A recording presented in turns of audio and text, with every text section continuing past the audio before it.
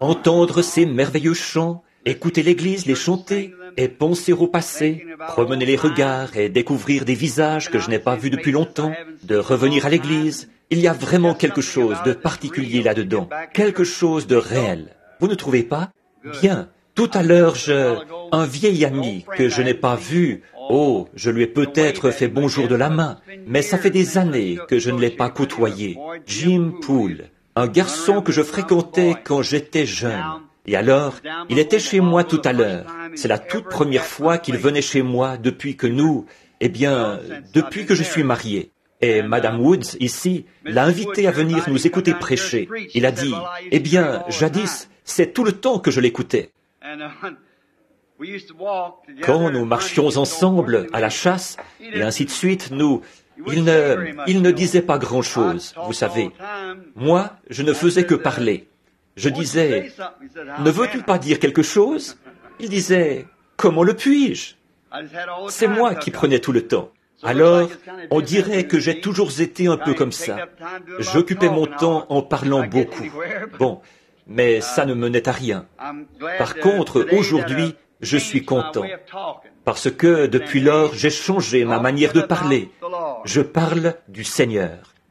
Je l'aime vraiment. Je parlais à frère Ruddle et il me racontait... Merci, frère Temple.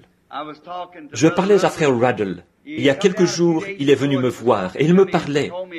Il m'a raconté 3 songes qu'il a eus. Je me souviens de 2 d'entre eux. J'ai oublié l'autre. J'essayais de lui dire ce que c'était. C'était moi, avec un miroir. J'essayais d'y refléter mon image et je disais, tu vois comment Dieu se reflète, exactement comme notre image se reflète dans un miroir. Il a vraiment été bon. Frère Creech, c'est ta fille qui joue au piano? C'est elle? Je ne savais pas si c'était Patty.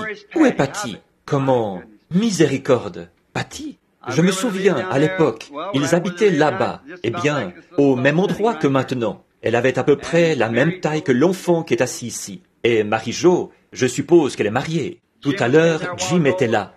Son petit-fils était là. Et puis, mon petit-fils est arrivé. J'ai dit, nous pourrions bien nous trouver une canne et nous asseoir. Tu ne trouves pas?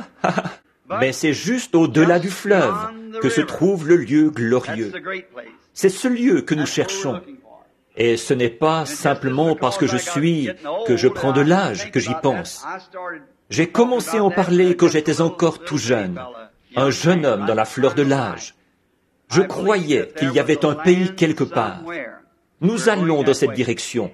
J'en suis tellement heureux. Vous savez, je ne dis pas beaucoup de choses qui ont une grande portée. Surtout quand on ne fait que causer comme ça. Mais souvent, il m'arrive de trouver quelque chose ici, quelque part dans l'Écriture. Par contre, parfois le Seigneur me donne quelque chose. Et alors, je suis tout heureux quand je saisis quelque chose de vraiment bon. Ça me fait vraiment beaucoup de bien. C'est ce que nous ressentons tous. Je sais que frère Neville, toi et les frères ici, frère Junior et vous tous, vous ressentez la même chose quand vous recevez quelque chose que le Seigneur vous donne et que vous voyez que c'est si réel. L'autre soir, j'étais en train de prêcher. Je crois que c'était au tabernacle. Et j'ai été saisi par quelque chose qui m'a fait du bien, plus que tout ce qui m'est venu à l'esprit depuis que je suis converti. Il s'agissait je vais peut-être le répéter, si vous le permettez. Je sais que vous savez à quoi je vais en venir, mais voilà, c'était la preuve du salut. Voyez, ça m'a tout simplement frappé, et je l'ai dit, je suis rentré chez moi, je suis allé dans ma chambre, et j'ai marché de long large dans la pièce. J'ai passé là quelques instants merveilleux, tout seul, vous savez, en pensant à ça. Voici ce que c'était. Je vais peut-être prendre un instant pour vous en faire part. Je parlais nous possédons toutes choses. Tout est à nous. On nous traite de bande de fous, vous savez, mais au fond, tout nous appartient. Voyez? Alors, il se peut que c'est pour ça que nous avons un comportement un peu bizarre. Vous voyez? Nous sommes héritiers de toutes choses. Voyez? Et je pensais à ça. Nous possédons l'amour, la joie, le courage. Nous possédons la foi et la longanimité, la bienveillance, la patience, la douceur. Vous ne pourriez pas acheter ça avec de l'argent. Peu importe, il n'y a pas allez m'acheter pour 25 cents de patience. Vous voyez, vous ne le pourriez tout simplement pas. Mais pourtant, Dieu nous la donne. Nous la possédons. C'est notre possession. Et ensuite, achetez-nous un peu de foi. Nous serions prêts à donner tout ce que nous avons pour un peu de foi. Vous voyez? Mais elle nous est donnée. Et tout est gratuit. Ça vient du Seigneur. N'est-ce pas merveilleux? Puis, j'ai pensé à ceci. À une certaine époque, Israël était esclave. Les enfants de Dieu étaient en esclavage, là-bas en Égypte. Eux, c'était le patrimoine de Dieu, tout comme nous aujourd'hui. Et alors, on leur apportait probablement quelque chose à manger, du pain moisi qu'on leur jetait, et tout ce qui pouvait être trouvé. Tuer l'un d'entre eux, c'était comme tuer un chien ou n'importe quoi d'autre. Ils languissaient après une délivrance qui les ferait sortir de là. Il y avait 400 ans qu'ils étaient là-bas. Alors, un jour, d'un pas décidé, un prophète est sorti du désert avec une lumière qui le suivait. Et il leur a dit qu'il y a un pays où coule le lait et le miel et que Dieu le leur a donné. Et il a accompli des signes et des prodiges pour leur montrer qu'il n'était pas un imposteur, un faux quelque chose, mais qu'il avait réellement reçu de Dieu la commission d'emmener ces gens dans ce pays-là. Maintenant, pensez-y, leurs enfants, si des surveillants d'esclaves passaient par là et qu'ils voulaient en tuer un, c'était tout à fait en ordre. On ne pouvait rien dire. S'ils venaient prendre votre jeune fille pour en abuser, eh bien, on ne pouvait rien dire. Il fallait rester là et la laisser partir. Voyez? Votre garçon, s'il n'avait pas travaillé comme il faut et qu'il voulait le tuer à cause de ça, il le tuait. C'était admis. On ne pouvait rien dire. Mais voilà qu'on leur dit qu'ils vont sortir de cet esclavage et partir pour un pays où coule le lait et le miel. Ils pourront avoir leur propre ferme, ils pourront cultiver leurs produits, nourrir leurs enfants, les envoyer à l'école, vivre en paix. Et de plus, ce grand pays leur appartient. Vous savez, c'était là une grande promesse. Pensez à ce que ça signifiait. Eh bien, ce prophète a fait tellement de miracles parmi eux qu'ils ont vu qu'il était vraiment l'homme que Dieu avait envoyé. Eh bien, ils sont sortis. Ils sont partis dans le désert. Quand ils sont arrivés à Kades Barnéa. Kades Barnéa, ça, c'est le tribunal. Ça l'était à cette époque-là pour le monde. Kades Barnéa, à cet endroit se trouvait une grande source et beaucoup de petites sources, de petits affluents de cette source. Eh bien, là, ils avaient parmi eux un homme, un vaillant combattant, qui s'appelait Josué. Josué, c'est Jéhovah Sauveur.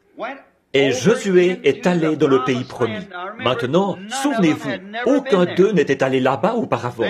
Ils ne savaient pas si le pays était réellement là ou pas. Par la foi, ils ont simplement agi selon ce qui leur avait été dit, que Dieu avait un endroit pour eux. Ils allaient à cet endroit-là simplement par la foi. Maintenant, pensez-y. Ils ont quitté l'Égypte, Dieu les en a fait sortir, et maintenant ils approchent de ce pays. Quand ils arrivent près du pays, Josué entre dans le pays et en rapporte la preuve.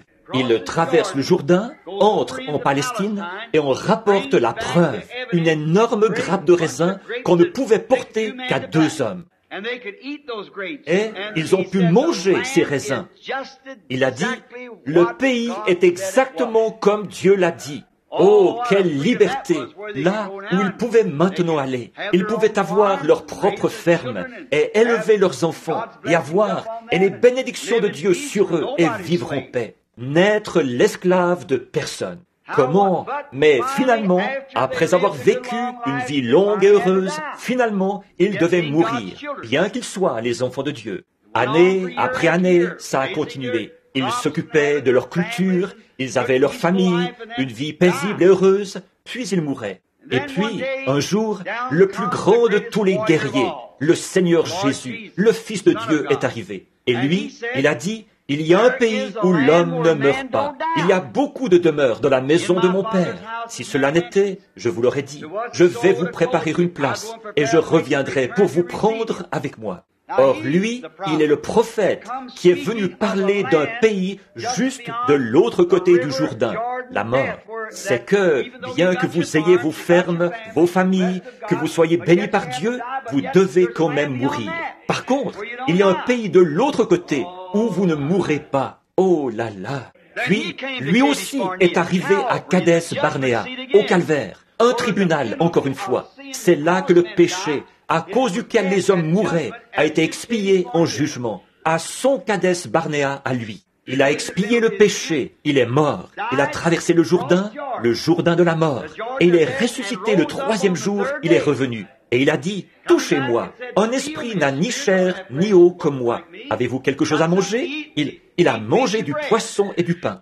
Il a passé 40 jours avec eux, leur prouvant, comme l'avait fait Josué, que le pays était bien là. Il est la preuve que le pays est bien là. Alors il a dit, « Tous ceux qui croiront ceci, allez par tout le monde, prêchez l'évangile à toute la création. Celui qui croira et qui sera baptisé sera sauvé. Celui qui ne croira pas sera condamné. » Puis, le jour de la Pentecôte, il a envoyé en retour le gage de ce lieu, l'assurance, la preuve que ce pays est bien réel. Tout comme Josué avait rapporté la preuve, Jésus a rapporté la preuve, le Saint-Esprit. Nous nous considérons comme morts. Nous avons été ensevelis avec lui par le baptême en sa mort. Et nous ressuscitons avec lui dans la résurrection. Maintenant, nous y sommes déjà, pas nous y serons, nous sommes déjà ressuscités. Oh là là, nous sommes maintenant, pas nous serons, nous sommes maintenant, ce soir, assis dans les lieux célestes. Comment? En Jésus-Christ. Pas nous le serons à un autre moment, nous le sommes maintenant. L'Église ne se rend pas compte de qui elle est, voyez? Nous sommes maintenant, à cette minute même, comment? En Jésus-Christ, rassemblés en lui, déjà ressuscités d'entre les morts. Nos âmes étaient immortelles. Maintenant, arrêtons-nous un instant. Tenez, autrefois, nous montions, nous volions, nous trichions, nous nous battions, nous jurions et tout le reste. Par la suite, nous avons confessé tout ce péché. Nous avons ensuite été ensevelis avec lui par le baptême, et nous sommes ressuscités avec lui. Et quand nous sommes remontés, repentez-vous, et que chacun de vous soit baptisé au nom de Jésus-Christ pour la rémission de vos péchés, et vous recevrez la preuve de ce bon pays. Et alors, cet esprit qui vient sur nous, il nous élève, nous fait sortir de ce mensonge, du vol et de toutes ces choses passées. Et maintenant, nous sommes ressuscités avec lui. Nous sommes maintenant assis avec lui ici, élevés dans les lieux célestes. Nos âmes y sont déjà, absolument. Eh bien, William Branham est mort depuis 30 et quelques années. Je suis devenu une nouvelle créature. Ce vieil homme est mort. Je regarde en arrière, comme cet après-midi en parlant à cet ami, il disait... Tu te rappelles quand nous faisions telle et telle chose? Tu te rappelles le soir où nous avons jeté à l'eau ce garçon qui ronflait? J'ai dit, oui, je ne le referai plus, voyez?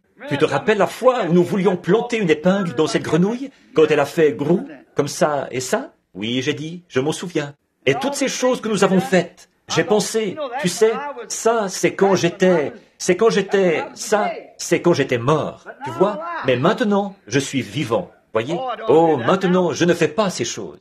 Nous sommes assis dans les lieux célestes en Jésus-Christ. Et maintenant, nous avons le gage de notre salut. Le premier versement. Cette chose coûtait 10 000 $. Et il nous a donné les 1000 premiers. Voyez? C'est le premier 10e, notre gage. En effet, nous sommes déjà ressuscités du péché et de l'incrédulité. Nous avons été élevés dans la résurrection avec Christ. Et maintenant, nous sommes assis ensemble dans les lieux célestes avec cette preuve comme celle que Josué avait rapportée. Le pays est là-bas et nous sommes en route. Plus de morts. Nous ne pouvons pas mourir. Un de ces jours, on vous dira, « Frère Branham est mort. » N'en croyez rien. Pourquoi? Frère Branham ne peut pas mourir. Voyez, c'est vrai. Je ne peux pas mourir. Je suis déjà mort. Par contre, William Branham est mort il y a longtemps, une trentaine d'années ou plus, environ 32 ans. Je prêche depuis environ 32 ans, donc même avant ça, il était mort. Mais maintenant, c'est une nouvelle créature. Russell Creech, une nouvelle créature. Ce n'est plus le petit garçon qui faisait les 400 coups là-bas, au-dessous de Corridon. Orman Neville n'est plus le petit garçon qu'il était. Et frère Ruddle n'est plus le petit garçon qu'il était, vous savez. Et frère Jackson, tous les autres, ils ne sont plus ces individus-là. Vous tous, frères et sœurs, nous ne sommes plus les gens que nous étions. Nous sommes de nouvelles créatures, de nouvelles créations. Il n'y a aucune raison de s'inquiéter. Nous sommes déjà ici en haut. Regardez où nous étions. Regardez où nous sommes maintenant. De nouvelles créations en Jésus-Christ. Oh là là! Tu sais, Russell, maintenant j'aurais envie de chanter ce cantique. Chaque fois que je l'entends, je pense à toi et à Sir Creech. Je m'envolerai aux gloires, je m'envolerai un beau matin. Oui, monsieur, tu te rappelles que t'en chantais ça? Quand je mourrai, alléluia, un beau jour, je m'envolerai. J'aime ça. Alors que nous prenons de l'âge, que nos cheveux grisonnent, que nos épaules s'affaissent, ça prend plus de sens que jamais pour nous. Vous voyez, en effet, le jeune regarde en avant. Qui va-t-il épouser? Comment va-t-il éduquer ses enfants? Une fois que tout ça est fait, alors c'est presque la fin, vous voyez. Alors on arrive au crépuscule de la vie. Mais frères, pensez-y, il n'y a rien que nous n'ayons déjà. Nous avons l'amour, nous avons la joie, nous avons la paix, nous avons la vie, nous avons... La mort est à nous, c'est vrai, la Bible dit. La mort est à nous, elle nous appartient. Nous ne lui appartenons pas, c'est elle qui nous appartient. Ah. Vous dites, qu'allez-vous faire de la mort? Comme Paul a dit, lorsqu'elle est venue frapper à la porte. Il a dit, es-tu venu m'escorter pour m'aider à traverser le fleuve? Et cet écrivain qui, une fois, a dit, Dieu a attelé la mort à une voiture, et tout ce qu'elle peut faire, c'est vous tirer pour vous faire entrer dans la présence de Dieu. C'est tout. Vous ne pouvez pas mourir. Ils ont simplement attelé la mort à une voiture, et tout ce qu'elle fait, c'est vous faire monter directement dans la présence de Dieu. Ce n'est qu'un porte-bonheur qui vient vous tirer pour vous faire traverser le fleuve. C'est tout. Donc, plus rien ne peut nous nuire. Paul a dit, quand son heure est venue, que la mort a déferlé, il a dit, « Ô mort, où est ton aiguillon ?» Elle a dit, « Eh bien, je vais t'emporter dans la tombe. » Il a dit, « Alors, tombe, où est ta victoire? Je te possède, toi aussi. » Et tout de suite après, il a dit, « Grâce soit rendue à Dieu, qui nous donne la victoire par notre Seigneur Jésus-Christ. » Alors, nous l'avons, frère Temple. C'est ça, l'affaire est classée. Eh bien, il y a un vieux chant que Sir Snelling avait l'habitude de chanter. Je ne pense pas qu'il y ait parmi vous quelqu'un qui se souvienne de Sir Snelling. Probablement pas. L'autre jour, j'étais près de sa tombe. Elle avait l'habitude de chanter un petit chant de jubilé pentecôtiste qui disait « Continuons, continuons à suivre la voie de nos pères. Continuons, continuons à parler du Seigneur. » L'avez-vous déjà entendu? On se sent tellement mieux quand on parle de la foi de nos pères. Je me sens tellement mieux, je parle du Seigneur. C'est ça. Très bien. Maintenant, parlons-lui un instant, en lui adressant quelques mots de prière avant de commencer, avant de lire sa parole. Pendant que nous avons la tête inclinée et les yeux fermés, que nous laissons de côté les soucis quotidiens. Nous nous sommes assemblés en son nom et en sa présence. Y aurait-il ici des gens qui pensent à quelque chose et qui aimeraient qu'on présente cela à Dieu? Levez simplement la main pour dire « Ô Dieu, souviens-toi de moi. Notre Père Céleste, toi le Dieu infini qui savais, avant même que le monde ait été formé, que nous serions ici ce soir. Tu as vu ces mains. Tu sais ce qu'il y a derrière chacune d'elles, ce qu'il y a dessous, dans le cœur, derrière la main qui a été levée. Je prie pour eux, Père, afin que tu répondes selon la richesse de ta gloire et de ta puissance. Nous te remercions pour cette Église, pour son pasteur, son conseil, ses administrateurs, ses diacres, tous les membres, et pour toutes ces précieuses âmes qui séjournent ici à Clarksville. Des pèlerins, des étrangers, qui n'appartiennent plus au monde. Ils ont renoncé à tout ce qui est du monde. Ils ont vendu tout ce qu'ils avaient et ils ont acheté cette magnifique perle de grand prix, le Seigneur Jésus, qui nous donne la vie éternelle. Nous t'en remercions, Seigneur. Merci pour ces précieuses âmes. Je prie pour chacun, sans exception. Je pense à frère Jackson, à tout son travail et à ses efforts. Lui qui fait tout son possible, il essaie de nourrir les brebis et de préparer un lieu de rencontre où les pèlerins puissent se rassembler. Il les garde ensemble en attendant la venue du Seigneur. Lui et sa femme et sa famille. Assis là, derrière moi ce soir, se trouve frère Radden, et lui aussi, il les garde ensemble, ce petit groupe qui séjourne près de la route 62. Frère Neville et le groupe du tabernacle qui séjourne là-bas. Et les autres seigneurs qui sont présents et qui viennent peut-être d'autres endroits. Nous attendons la venue du Seigneur. Pardonne-nous, Seigneur, alors que nous nous assemblons maintenant. Nous venons au nom de Jésus, en sachant que tu as promis de nous exaucer, que quoi que nous demandions en son nom serait accordé. Et maintenant, ce soir, alors que nous ouvrons la Bible pour commencer une petite leçon, eh bien, nous ne sommes pas ici juste comme des hommes qui désireraient qu'on les voie ou qu'on les entende. Les gens ne sont pas assis dans ce local juste pour pouvoir dire, eh bien, je suis allé à l'église ce soir. Nous nous attendons à ta visite, Seigneur. Nous l'attendons.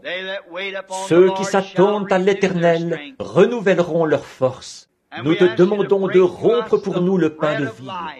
Puisse le Saint-Esprit prendre ces quelques paroles et les planter profondément dans les cœurs. Fortifie, Seigneur, ceux qui sont faibles et donne la joie à ceux qui sont forts, le courage à ceux qui ont perdu courage, la santé à ceux qui sont malades, le salut à ceux qui sont perdus. Et nous courberons la tête et te donnerons gloire. Nous le demandons et nous nous en remettons à toi avec la parole au nom de Jésus.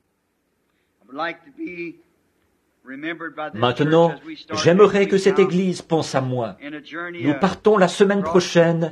Nous traverserons 2 pays pour y prêcher l'Évangile. Priez pour nous pendant que nous serons en déplacement.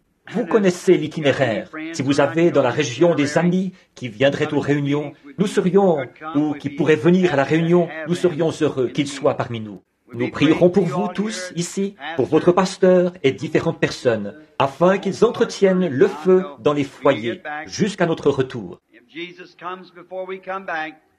Si Jésus vient avant notre retour, nous vous rencontrerons en ce matin-là. Si nous avons un autre motif, que Dieu nous pardonne. Maintenant, nous voulons prendre seulement quelques paroles ce soir dans la Bible. Elles se trouvent dans le livre de Josué 24, au verset 14 et au verset 15. Je veux lire dans sa parole. Écoutez bien sa parole. Joshua 24, 14 and 15.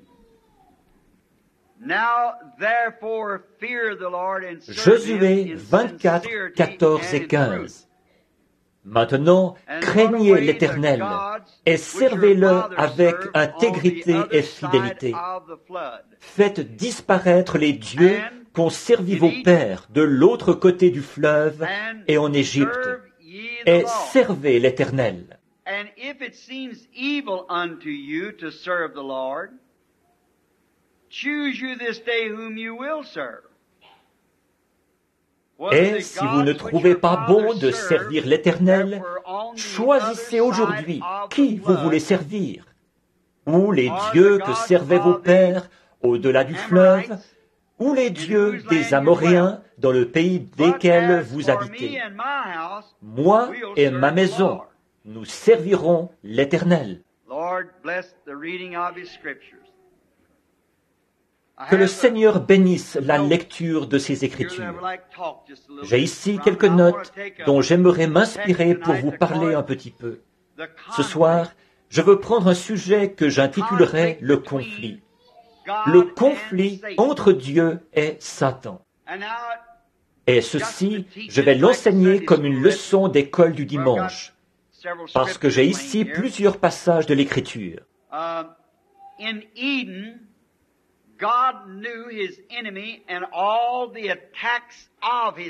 En Éden, Dieu connaissait son ennemi et toutes les attaques de son ennemi.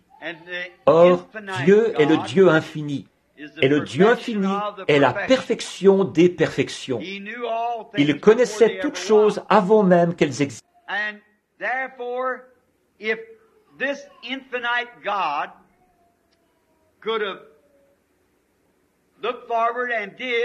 C'est pourquoi, si ce Dieu infini pouvait regarder en avant, et c'est ce qu'il a fait, et voir la fin dès le commencement, et qu'il savait qu'il aurait des enfants sur cette terre, ses propres enfants bénis, ne croyez-vous pas qu'il leur fournirait ce qu'il a de mieux? Est-ce que vous, ce soir, pour vos enfants, qui sont de petits êtres sans défense, incapables de se suffire à eux-mêmes, est-ce que vous ne luttez pas, ne travaillez pas, et ne faites pas tout ce que vous pouvez pour fournir ce qu'il y a de mieux, tout ce que vous êtes capable de fournir à ces enfants? Parce que vous êtes un père, un parent. Et si c'est ainsi que s'exprime ce que j'appellerais la loyauté et la pensée d'un parent terrestre, et la paternité a eu son origine en Dieu, puisque c'est lui qui a été le premier parent.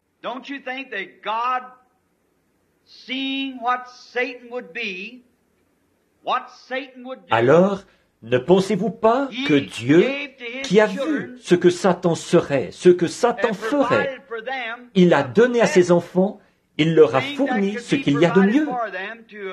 Comme il savait quel serait le moyen d'attaque de l'ennemi, Dieu a mis ses enfants à l'abri. Il les a fortifiés. Voyez?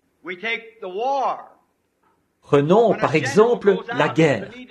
Quand un général part affronter un autre général à la guerre, ce général, s'il est un authentique citoyen de la nation qu'il représente, et il le serait certainement puisqu'il est général, alors d'abord, il étudie les attaques de l'ennemi. Il sait ce que celui-ci va faire, comment il va agir, parce qu'il est, en quelque sorte, déjà allé faire de l'espionnage là-bas. Nous avons des espions partout, vous savez. Il y a des espions américains en Angleterre, il y a des espions américains en France, il y a des espions américains, et les Allemands ont des espions ici. Et il y a, peu importe nos relations amicales, nous avons malgré tout des espions. Nous faisons de l'espionnage. Nous épillons une certaine arme nucléaire. Nous recueillons les renseignements, puis nous les rapportons au pays. Alors voilà, on se prépare. Quand la guerre éclate, effectivement, on sait comment attaquer l'ennemi. Et si nous savons, Dieu savait que cette grande guerre entre le bien et le mal allait avoir lieu. Et il savait ce que l'ennemi allait faire. Il savait très précisément comment équiper son peuple.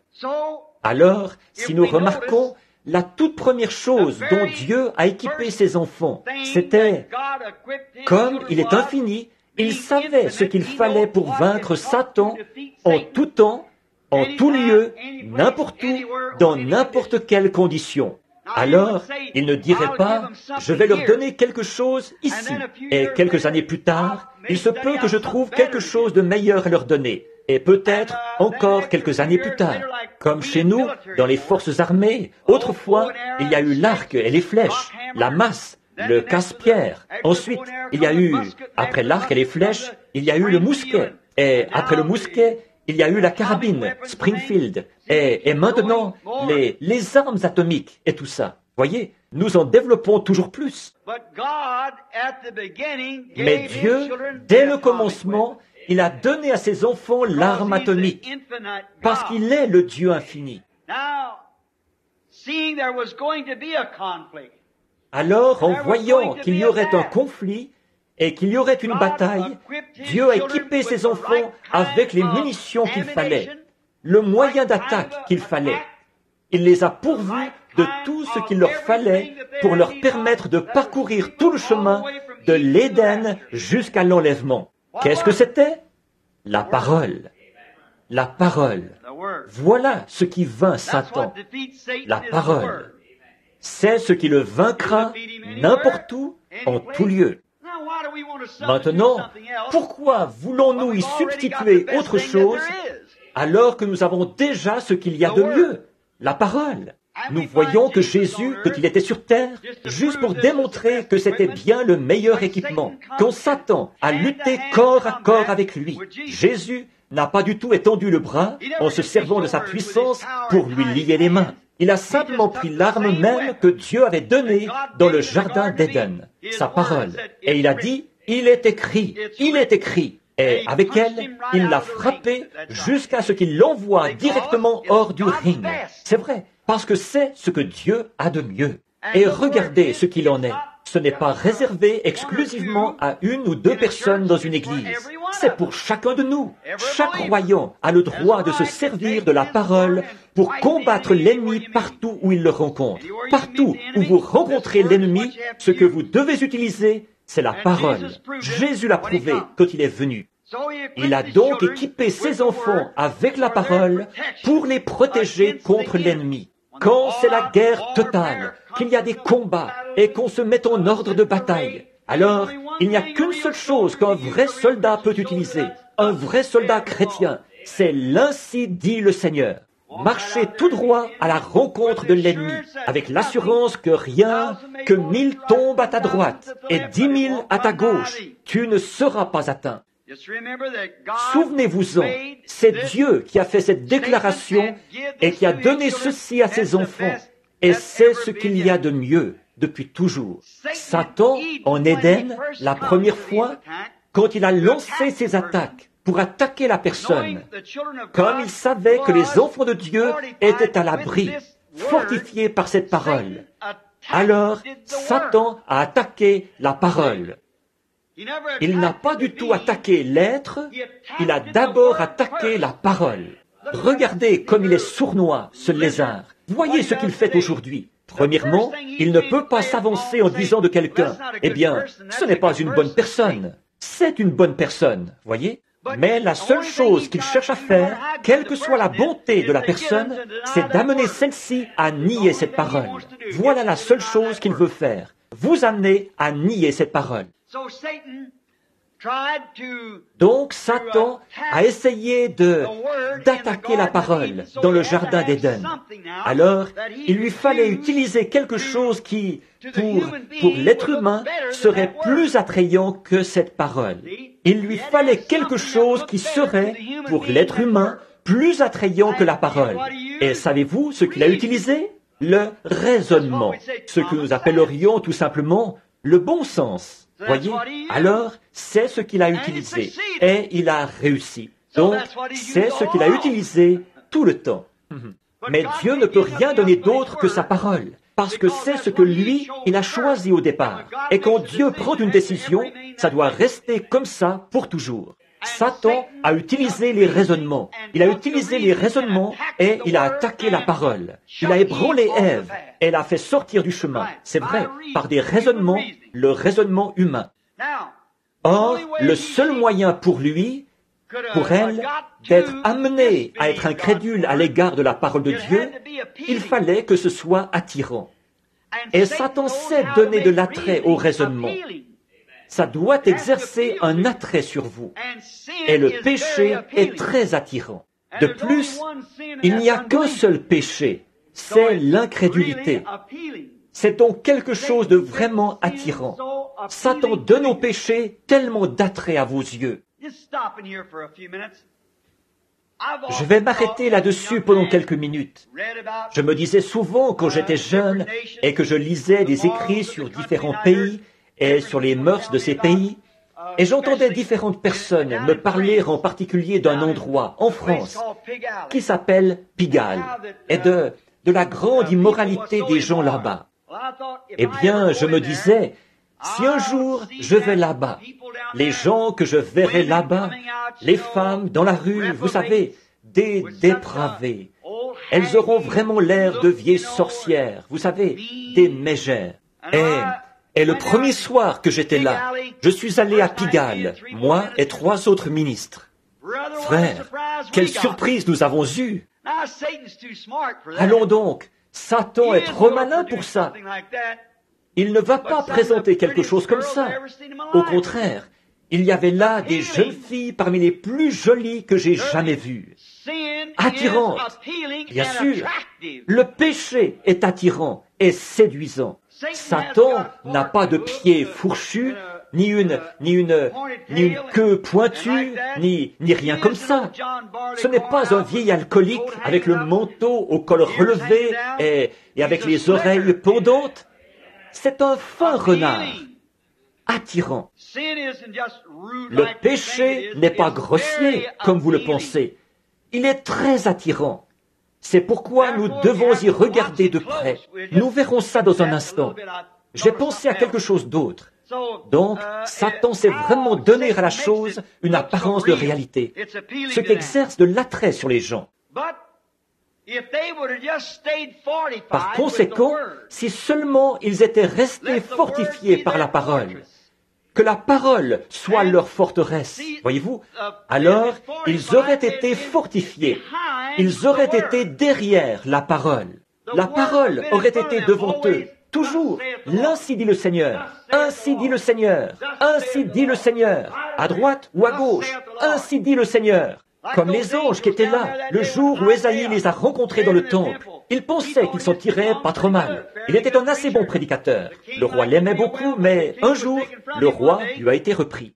Il s'est agenouillé à l'autel et il a eu une vision. Il a vu des anges qui avaient des ailes dont ils se couvraient la face, des ailes dont ils se couvraient les pieds et deux ailes dont ils se servaient pour voler. Et ils chantaient « Saint, Saint, Saint est le Seigneur Dieu, le Tout-Puissant ». Voyez-vous, quelle que soit la direction dans laquelle ils allaient. Ézéchiel a vu cela représenté en vision. Dans cette direction-ci, où allait l'Esprit de Dieu, il avait la face d'un bœuf. Dans cette direction-ci, il avait la face d'un lion. Dans quelque direction qu'il aille, il avait une face. Partout où il allait, il était fortifié. La parole de Dieu, on ne peut pas la contourner. Fortifié, tout autour, partout. Ainsi dit le Seigneur, ainsi dit le Seigneur. Quand vous marchez, quand vous parlez, quand vous faites des affaires, quand vous entrez en relation avec des gens, en toute chose, que ce soit la parole qui passe en premier. Si vous dites, je crois que j'y irai ce soir, cette petite soirée dansante, ça ne fera de mal à personne. Pourriez-vous prendre l'ainsi dit le Seigneur avec vous? Voyez? Je crois que si je pouvais conclure cette petite affaire, oh, elle est juste un petit peu louche, mais pourriez-vous dire, ainsi dit le Seigneur, avec elle? Voyez? Que ce soit toujours lui qui passe en premier. Restez fortifiés, car il est notre forteresse, qui fait tenir le coup. Mais savez-vous qu'il faut d'abord passer outre pour croire le mensonge du diable? Savez-vous qu'il faut d'abord passer outre et nier la vérité de Dieu avant de pouvoir croire le mensonge du diable? Avez-vous déjà pensé à ça? Il faut d'abord nier la vérité avant de pouvoir croire un mensonge. C'est vrai, il faut la nier. Ève est sortie de derrière cela et elle a perdu la bataille. Dès qu'Ève, Satan qui était dehors, il tirait sur ses cibles. Elle a dit, mais le Seigneur a dit, et il a tiré de nouveau. Elle a dit, mais le Seigneur a dit. Alors, il a tiré de nouveau.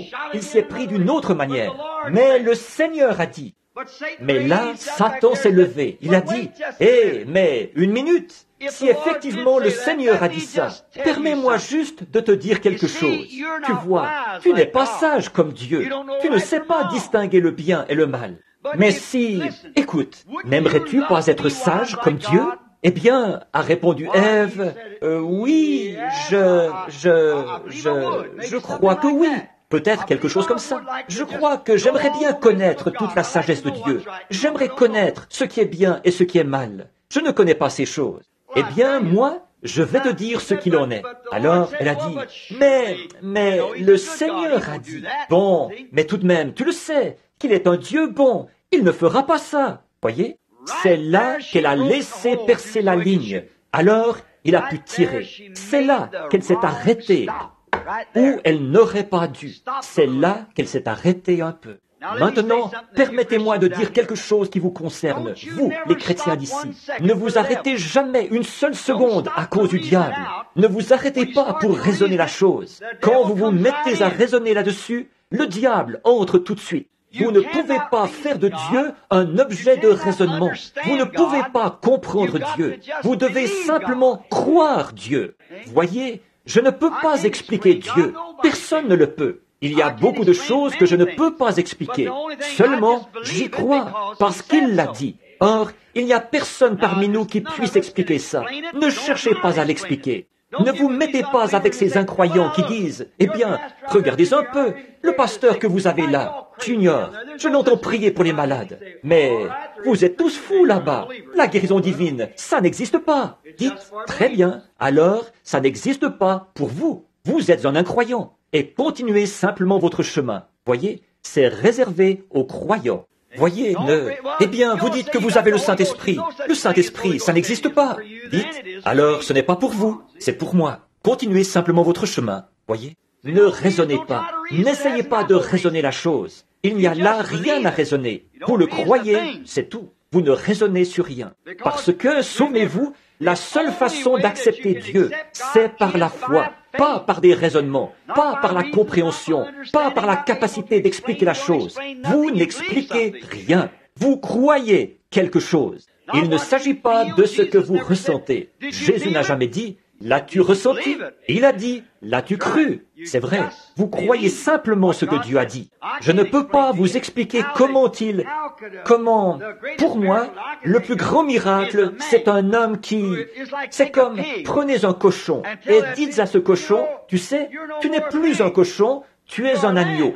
Et il devient un agneau. Voyez, ce serait difficile à croire. Eh bien, c'est la même chose qui se produit quand vous devenez chrétien, de pécheur que vous étiez. Voyez, ça change vos opinions, ça change votre propre volonté, ça change tout ce qui est en vous. Et ça vous introduit dans une autre vie et vous donne un autre esprit qui rend un autre témoignage. Voyez? Alors, votre ancienne vie doit mourir et la nouvelle doit venir par la nouvelle naissance. Et alors, voyez-vous, vous n'êtes plus du tout la créature que vous étiez. C'est à ce moment-là que vous êtes placé derrière le sang, fortifié par la parole. Ne cherchez pas à expliquer quoi que ce soit. Croyez-le simplement et continuez à avancer. Seigneur, je crois, Sauveur, fais grandir ma foi en toi jusqu'à ce qu'elle puisse déplacer une montagne. Voyez, Seigneur, je crois, car tous mes doutes ont été ensevelis dans la source. Que serait-il arrivé si on avait demandé à Abraham, si les médecins étaient venus et avaient dit, « Abraham, tu as 100 ans, ta femme en a 90, comment vas-tu avoir un bébé ?» Là, Abraham aurait dit, « Bon, eh bien, je vais vous le dire. Voici comment ça va se passer. Vous voyez, à un moment donné, nous allons boire un certain breuvage, ce qui va produire tel effet. Et il va y avoir tel changement qui va... » Abraham ne pouvait pas expliquer ça. Abraham aurait dit quelque chose comme « Je ne sais pas, je n'en sais pas plus que vous à ce sujet. La seule chose sur laquelle je me repose, c'est qu'il a dit que nous l'aurions. Et je l'attends. Il l'a dit, oui monsieur. Or, c'est tout ce qu'il faut. Acceptez-le tout simplement. Croyez-le. Dieu l'a dit. Avec ça, tout est réglé parce que Dieu l'a dit. Donc, nous voyons qu'Ève a perdu la bataille. Elle est sortie de derrière la parole. Elle est montée sur le bord de la tranchée et a dit, « Vraiment, c'est la vérité, ça ?» Elle s'est perdue à ce moment précis. Eh bien, tu sais, à notre Église, nous ne l'enseignons pas comme ça. Nous croyons à ce qu'il a dit ici. Oui, mais écoute, cher ami, tu sais bien qu'il en est autrement. Tu as assez de bon sens pour savoir que ce n'est pas bien. Voyons, j'ai entendu ces gens qui pleuraient sans arrêt. Qu'est-ce qu'ils ont à pleurer comme ça? Tu vois? Bon, tu as assez de bon sens pour voir qu'ils sont simplement excités. Ils sont émotifs. Tu vois? Si vous vous arrêtez pour écouter ça, vous avez perdu la bataille. S'ils disent, « Oh, une minute, ton médecin a dit que tu étais atteint de la tuberculose et qu'elle est à un stade avancé. Tu ne pourras jamais te remettre de cette tuberculose. Le médecin l'a dit.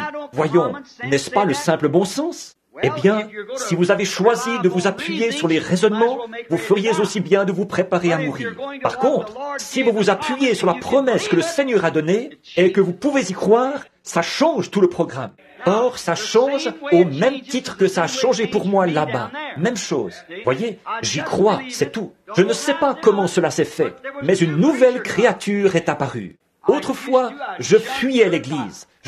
Un gars m'a dit à l'époque où je faisais de la boxe, j'en étais à mon 15e combat professionnel, ici à Evansville, dans l'Indiana. Et Howard McLean, beaucoup parmi vous qui êtes de New Albany, là, vous l'avez connu. Nous remontions la rue à pied.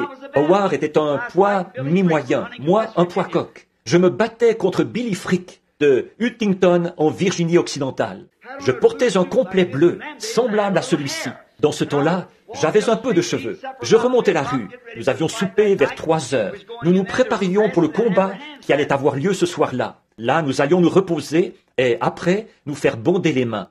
Et Howard m'a dit, il a dit, « Bill, tu sais quoi ?» J'ai dit, « Quoi ?» Il a dit, « Tu as l'air d'un petit prédicateur baptiste. » Il aurait pu me traiter de n'importe quoi. Jamais je me suis retourné. J'ai dit, « Hé, 1 minute, Howard, tu ferais mieux de rire en disant ça. » J'avais à peu près cette taille, mais j'étais prêt à lui sauter dessus. Je ne voulais avoir rien à faire avec un prédicateur. Mais maintenant, pour moi, c'est le plus grand compliment qu'il aurait pu me faire. Oh, quand quelqu'un dit, « Frère Branham, vous avez l'air d'un prédicateur. » Je dis, « Dieu soit loué. » Voyez, qu'est-ce qui s'est passé? Je suis mort et maintenant je suis une nouvelle créature. Comment ai-je fait? J'ai accepté sa parole. Frère Branham, quelle sorte de médicament, quel produit avez-vous pris? Je n'en ai pris aucun. Comment l'a-t-il fait? Je ne sais pas. Mais quoi qu'il en soit, je l'ai cru. Je n'ai rien pris du tout. Je l'ai simplement cru. Il m'a ressuscité. Du pécheur que j'étais, il a fait de moi un chrétien. Il l'a fait parce que j'ai accepté sa parole. Il fera la même chose quant à la maladie, il fera la même chose quant au baptême du Saint-Esprit, il fera la même chose quant à toute promesse qu'il a donnée. Mais voyez-vous, mon sujet, qu'est-ce que c'est? Le conflit.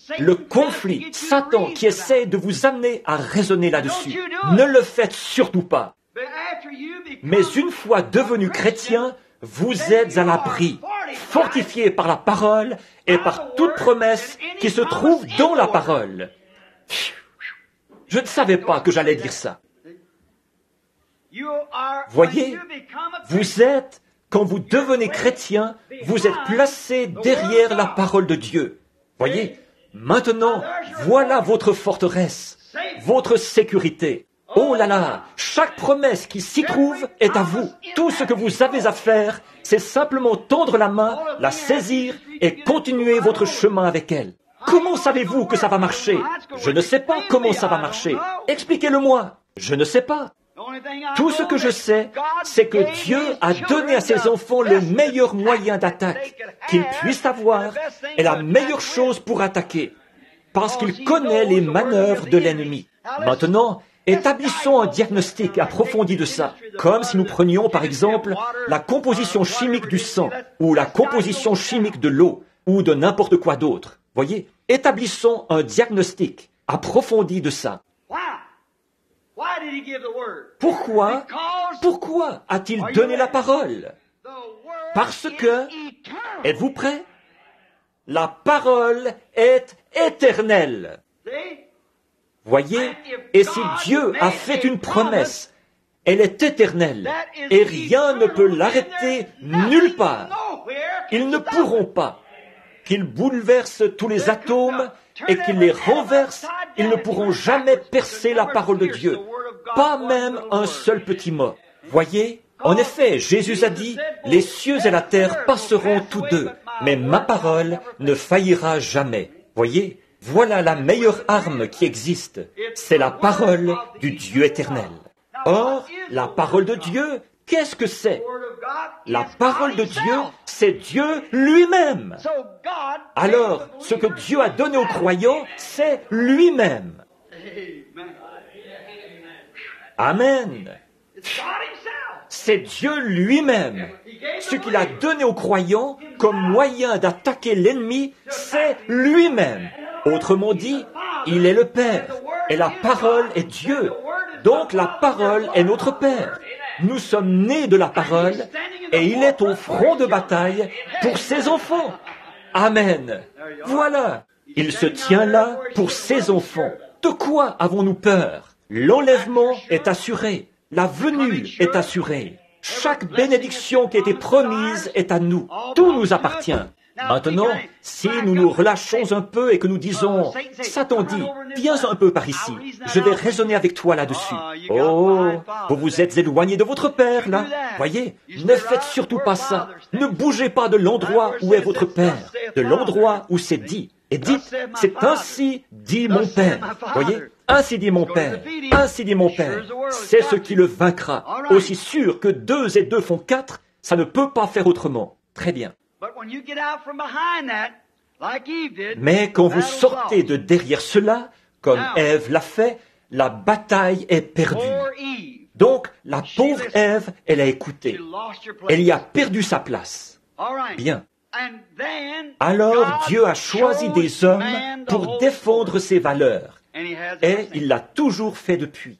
Et là, en ces derniers jours, il arrive souvent que des gens disent « Pourquoi serait-il impensable pour vous qu'une dame puisse faire à la chair un travail aussi bon qu'un homme ?» Je ne conteste pas ça, pas du tout. Parfois, beaucoup parmi elles le feraient bien mieux que moi. Mais voyez-vous, nous devons accepter ce que Dieu a fait. Voyez, à ce moment-là, c'est Ève qui a supprimé les barrières. Adam, lui, n'a pas supprimé les barrières. Non, monsieur. Mais parce qu'il aimait sa femme, tout de suite il l'a accompagnée. Voyez, donc Dieu a choisi des hommes pour qu'eux défendent les valeurs. Bon, ensuite, nous voyons qu'une fois la bataille perdue là-bas, alors un temps de destruction est venu pour eux. La fois suivante, là, il y avait eu un changement de dispensation. À partir de ce moment-là, nous savons comment la bataille s'est passée. Nous savons qu'Ève a perdu la bataille parce qu'elle s'est appuyée sur ses raisonnements plutôt que sur sa foi dans la parole de Dieu. Répétons ça. Elle s'est appuyée sur ses propres raisonnements plutôt que d'avoir foi dans la parole de Dieu. La chose a été réglée par des raisonnements. Donc, elle a laissé percer la ligne du front et l'ennemi s'y est engouffré. Et là, la mort a frappé le monde. Et donc, Dieu n'a plus jamais confié aux femmes cette position, au front de bataille. C'est aux hommes qu'il l'a confié.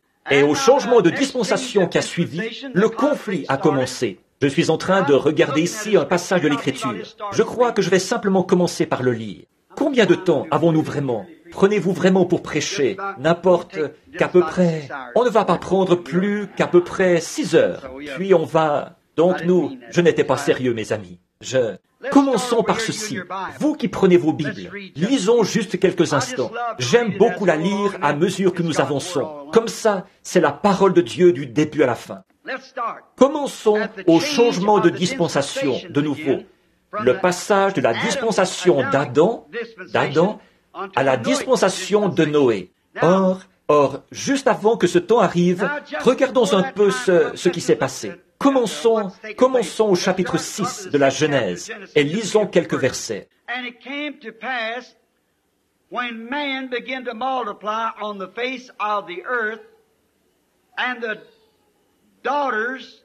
Lorsque les hommes eurent commencé à se multiplier sur la face de la terre, et que les filles leur furent nées, et les fils de Dieu virent que les filles des hommes étaient belles, et ils en prirent pour femmes parmi toutes celles qu'ils choisirent. Maintenant, comparons ça. Or, souvenez-vous, Jésus a dit, ce qui arriva du temps de Noé arrivera de même à la venue du Fils de l'homme.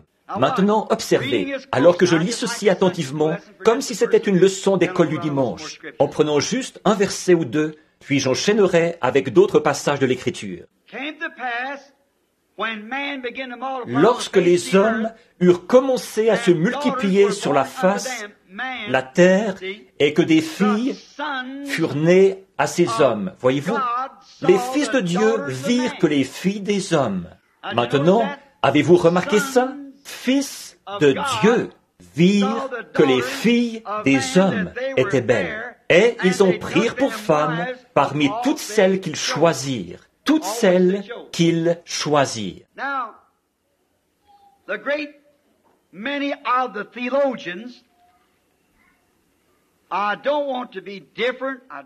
Or, de nombreux théologiens, je ne cherche pas à me singulariser, ce n'est pas mon intention, Mais beaucoup parmi vous savent que les théologiens croient que ces anges déchus, qui étaient tombés à cause du mensonge de Lucifer, se sont pris des femmes.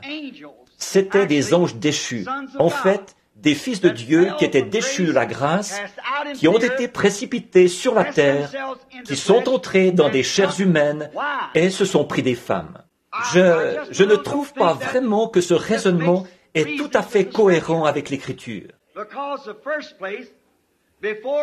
Parce que, premièrement, avant qu'un ange déchu puisse se transformer en homme, il faudrait d'abord qu'il soit un créateur. Et il n'y a qu'un seul créateur, c'est Dieu. Donc, ça ne tient pas debout. Autre chose, les fils de Dieu prirent les filles des hommes. Saviez-vous que la Bible n'indique jamais le sexe des anges? Voyez, il n'y a pas d'indication de sexe chez les anges. Et il n'y a aucun endroit dans la Bible où il est question d'ange-femme. En effet, la femme, c'est un produit dérivé de l'homme. Ils seraient tous pareils, comme Adam, qui était à la fois Adam et Ève au commencement. Voyez, elle a été prise de son côté. Donc cela annule l'argument qu'ils invoquent, disant que c'était des anges déchus. Mais je vous en prie, excusez-moi et n'allez pas penser que je cherche à passer ici pour quelqu'un qui sait tout. Mais c'est simplement pour donner ma pensée à ce sujet. Je pense que ces fils de Dieu, c'étaient les fils de Seth, qui ont vu que les filles des Caïnites, celles de Caïn, étaient belles. En effet, les fils issus de Seth, lui, c'était le fils d'Adam, qui était le fils de Dieu.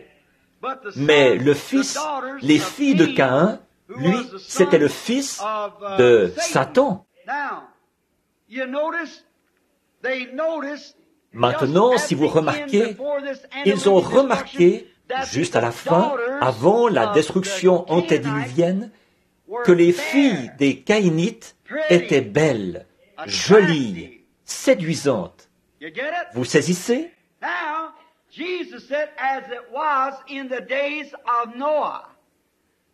Or, Jésus a dit, ce qui arriva du temps de Noé arrivera de même à la venue du Fils de l'homme. Les femmes séduisantes. Quelle sorte de femmes?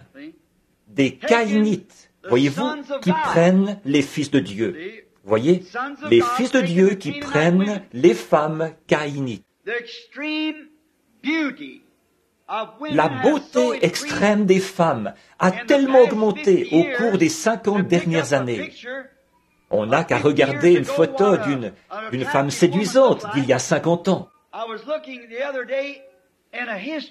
L'autre jour, je feuilletais un récit historique sur les guerres.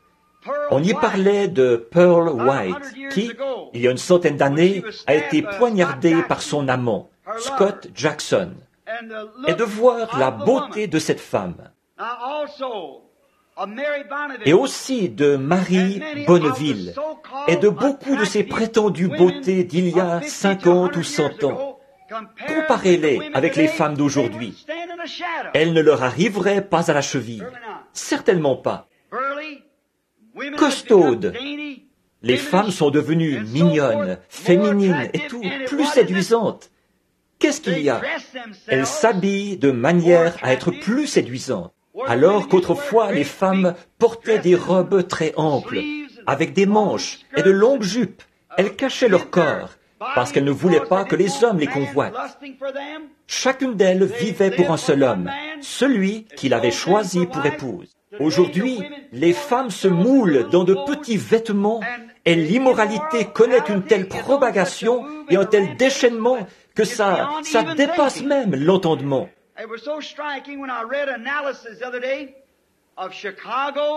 C'était vraiment frappant, l'analyse que j'ai lue sur Chicago l'autre jour, quand j'étais là-bas.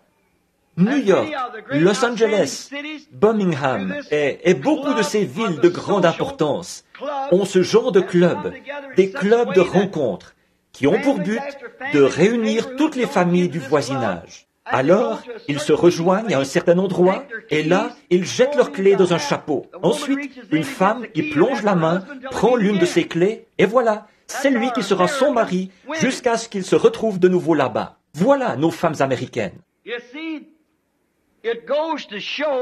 Vous voyez, ça montre encore là qu'au commencement, ça a débuté avec les femmes, par le sexe, et qu'à la fin, ça se termine de la même manière. Maintenant, Dieu n'a pas béni, sauf s'il s'agissait d'une femme honnête et bonne. Lisez dans Ésaïe, c'est là qu'il a dit que dans les derniers jours, celles-là auront réchappé, les filles de Sion qui auront réchappé de toutes ces choses infâmes qui sont sur la terre. Donc, les fils de Dieu virent que les filles des hommes étaient belles, et ils en prirent pour femmes parmi toutes celles qu'ils choisirent. Or voilà un grand signe du temps de la fin. Lisons un autre verset. Alors l'Éternel dit, « Mon esprit ne contestera pas à toujours avec l'homme. » Immédiatement après que ceci s'est produit, c'est mariage. Luc nous en parle. Je l'ai noté ici. Je pense que c'est dans Luc 7, 27 qu'il est dit que, ou dans Luc 17, 27, qu'il est dit que les gens se mariaient et mariaient leurs enfants du temps de Noé. Vous voyez comment c'était. Même chose. Les hommes ont regardé à la beauté. Les fils de Dieu, qui devaient défendre les valeurs, ont regardé les filles des hommes qui étaient devenues si séduisantes, si belles. Ils en prirent pour femmes, ils se mariaient et mariaient leurs enfants. Ils font la même chose aujourd'hui. Voyez? Alors l'Éternel dit, « Mon esprit ne contestera pas à toujours avec l'homme, car l'homme n'est que chair, et ses jours seront de 120 ans. »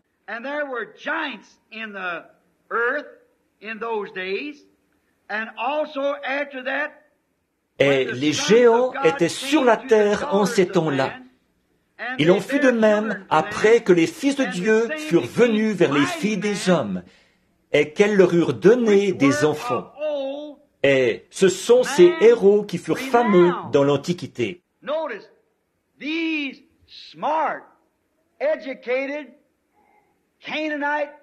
Remarquez, ces femmes caïnites, intelligentes et instruites, pas de la descendance de Caïn, ont épousé ces humbles paysans, fils de Seth. Et de là sont sortis des géants qui furent fameux. Nous voyons qu'ils sont devenus de grands hommes de science, de grands ébénistes, des gens importants, intelligents, instruits, et ils avaient une économie florissante. Ils vivaient dans un âge tellement scientifique qu'ils ont construit des pyramides que nous ne pourrions pas construire aujourd'hui.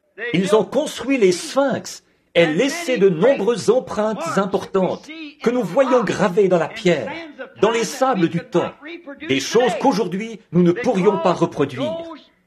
Parce que ces gens s'appuyaient sur leurs connaissances. Ils sont devenus des hommes de science, des hommes intelligents, des hommes fameux. Mais les fils de Dieu qui sont restés humbles, ils se sont tenus éloignés de ce genre de choses. Ils s'appuyaient sur Dieu, en sachant qu'ils allaient hériter de toutes choses à la fin. Voyez? Donc, aujourd'hui, les gens disent, ils sont intelligents, ils ont tout ceci, nous faisons tout ceci. On est tellement plus intelligents qu'autrefois, et on est tellement plus éloignés de Dieu qu'autrefois. Voyez? Vous vous en éloignez du même coup. Bien. Je ne veux pas prendre plus de temps pour lire la suite. Quand vous aurez un moment, lisez la suite du chapitre 6 de la Genèse. Vous verrez comment ces choses sont arrivées. J'avais fait une petite marque pour me faire penser de lire ça. Je l'avais noté ici que j'allais lire ça, juste un verset ou deux, pour vous montrer le parallèle entre le temps de Noé et ce temps-ci. Maintenant, nous voyons que les gens se marient et marient leurs enfants. Nous voyons la beauté des femmes qui se sont déshabillées afin de devenir séduisantes pour les fils de Dieu. Maintenant, je ne voudrais pas insister seulement sur les femmes dans cette partie du message. Je suis reconnaissant qu'il y ait des femmes comme celles qu'il y a ici, qui sont des dames, des jeunes femmes qui sont encore décentes et honorables, qui ne mettent pas... Voilà qu'aujourd'hui, le commun des femmes se couvre à nouveau de feuilles de figuier, tout comme Ève. Et la feuille de figuier, en fait, c'est un système élaboré par l'homme. Les shorts, le tabac, les cheveux coupés, être séduisant. Pourquoi le font-elles? Pour se montrer devant leur mari? Si c'est pour ça, alors il n'est pas un fils de Dieu. Il est un caïnite.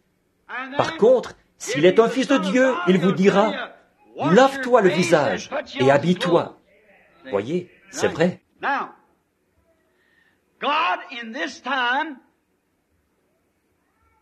Or, Dieu, à cette époque, il a choisi d'envoyer de nouveau sa parole pour ses enfants.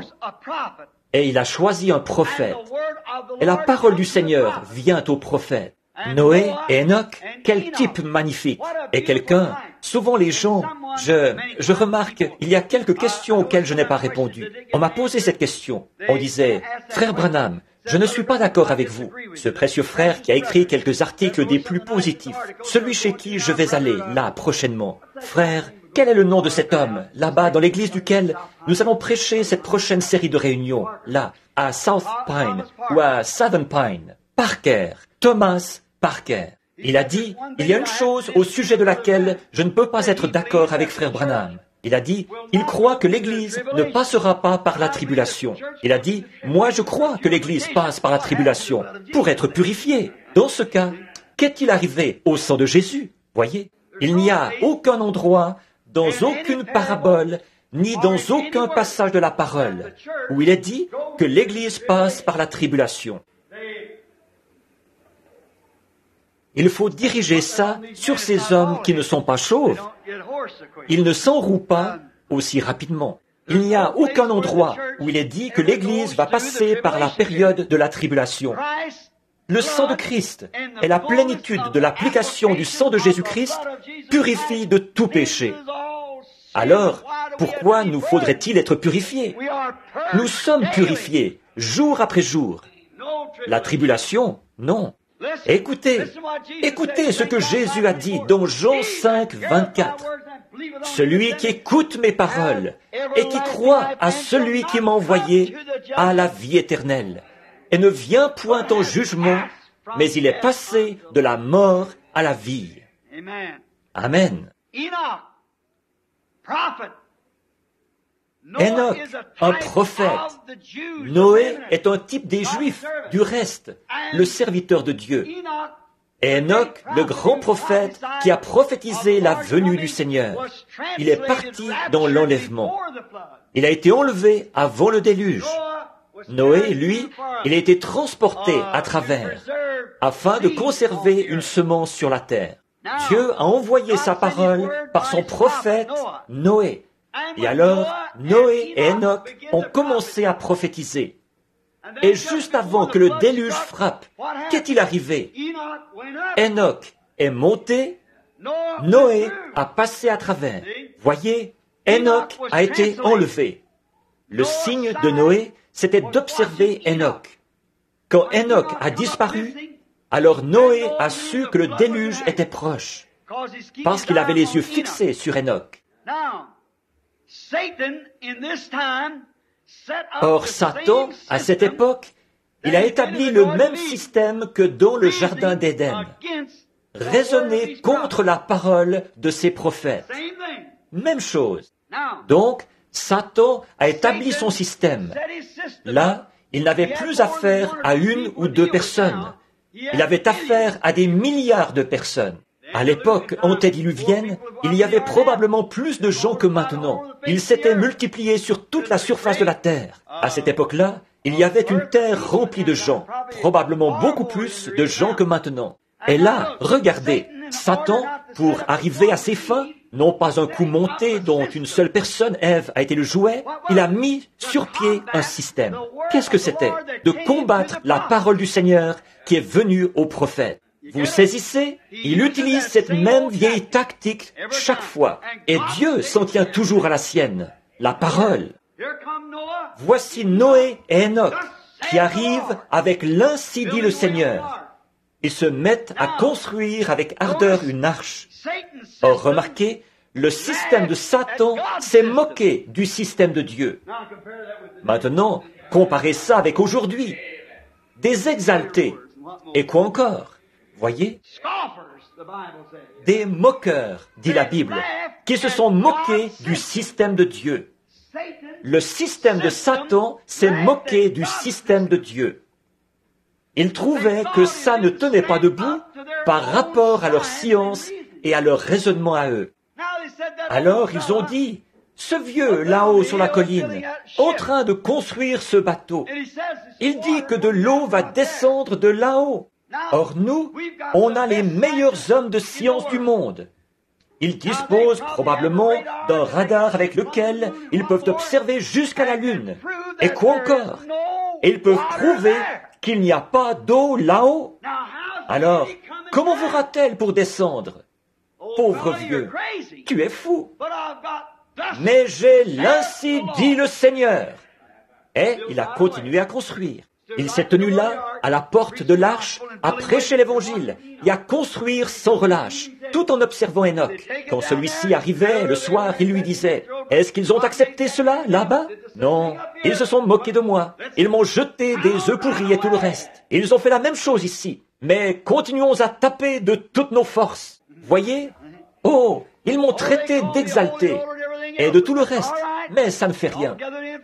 Ils se sont tous réunis à l'intérieur pour une réunion de prière. Ça ne les a pas arrêtés. Voyez-vous, exactement comme ça se passe aujourd'hui.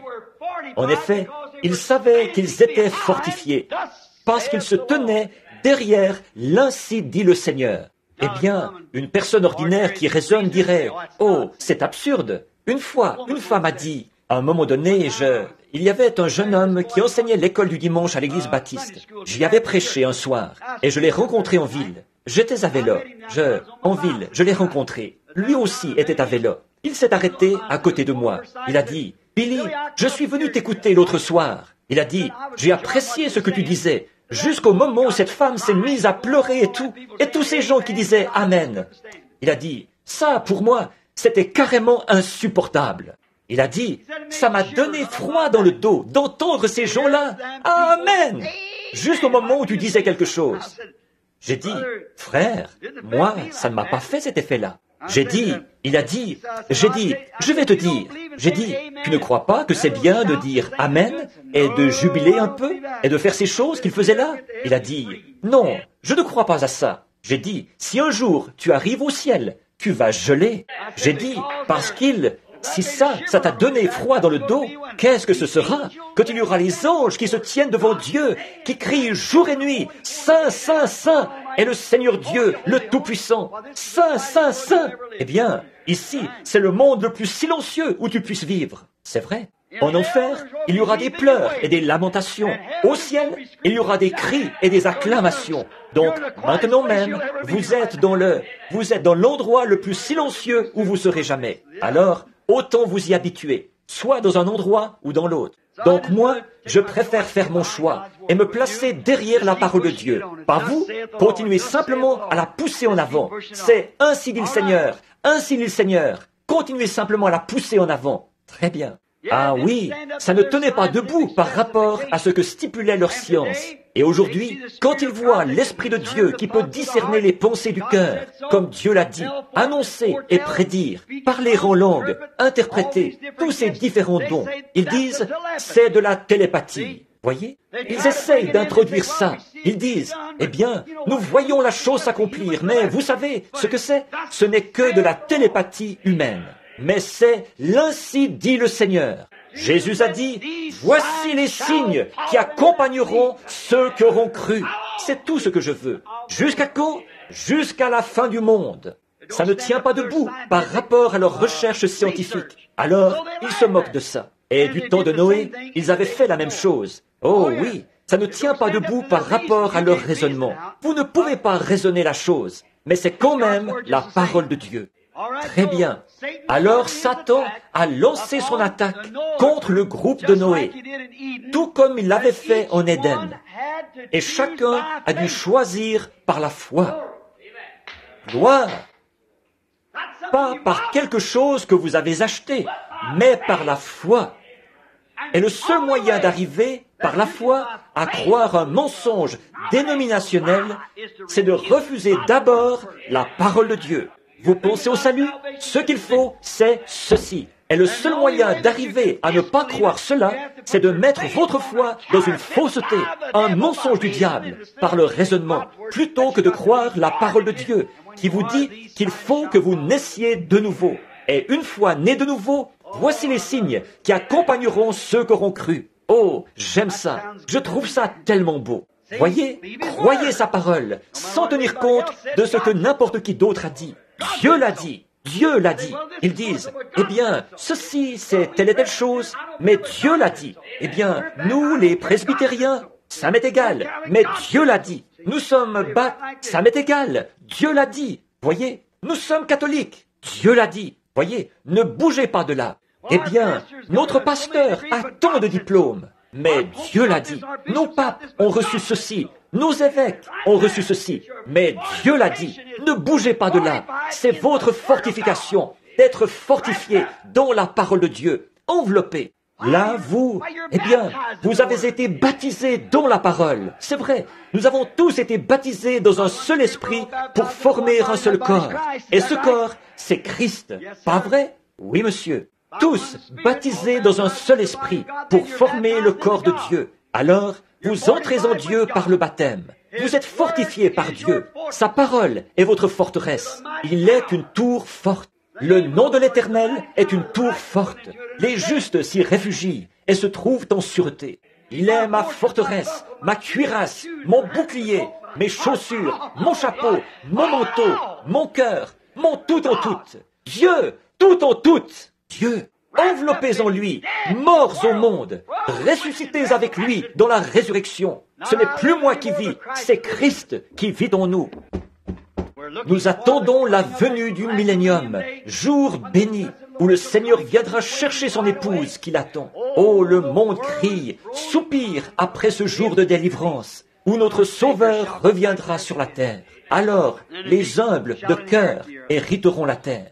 Chacun a dû choisir par la foi. Vous devez le faire. Vous, aujourd'hui, vous devez soit croire le mensonge du diable, soit croire la parole de Dieu. C'est l'un ou l'autre. Maintenant, nous voyons que... Prenons Noé un instant, avant de continuer. Je peux m'imaginer Noé, vous savez, il en a subi des choses. Je l'imagine en train de dire en descendant la rue, « Le jugement arrive !» Eh bien, comment le sais-tu? Quelle sorte de jugement?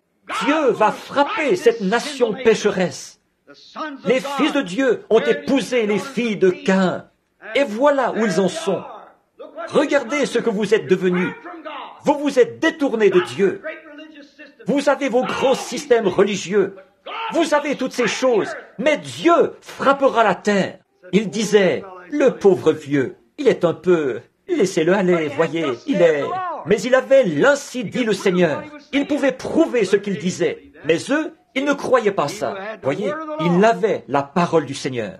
Alors, peut-être que jour après jour, ils riaient et se moquaient. Peut-être que les enfants s'amusaient à ses dépens. Mais Noé a continué à prêcher malgré tout. Toute sa famille et tous les convertis aussi, ils ont continué à croire malgré tout. Tous ceux qui suivaient Noé ont cru Noé. C'est vrai. Ils ont dû faire leur choix, soit croire ce que disait le monde ou croire ce que disait ce puissant prophète oint. Alors il a dit, maintenant regardez bien, un de ces jours, Enoch va partir, Église. Et à ce moment-là, quand Enoch s'en ira, nous ferions mieux d'entrer. Nous n'aurons plus Enoch, il va être enlevé. Alors nous ferions mieux d'entrer. Donc, ils étaient aux aguets alors que les jours passaient.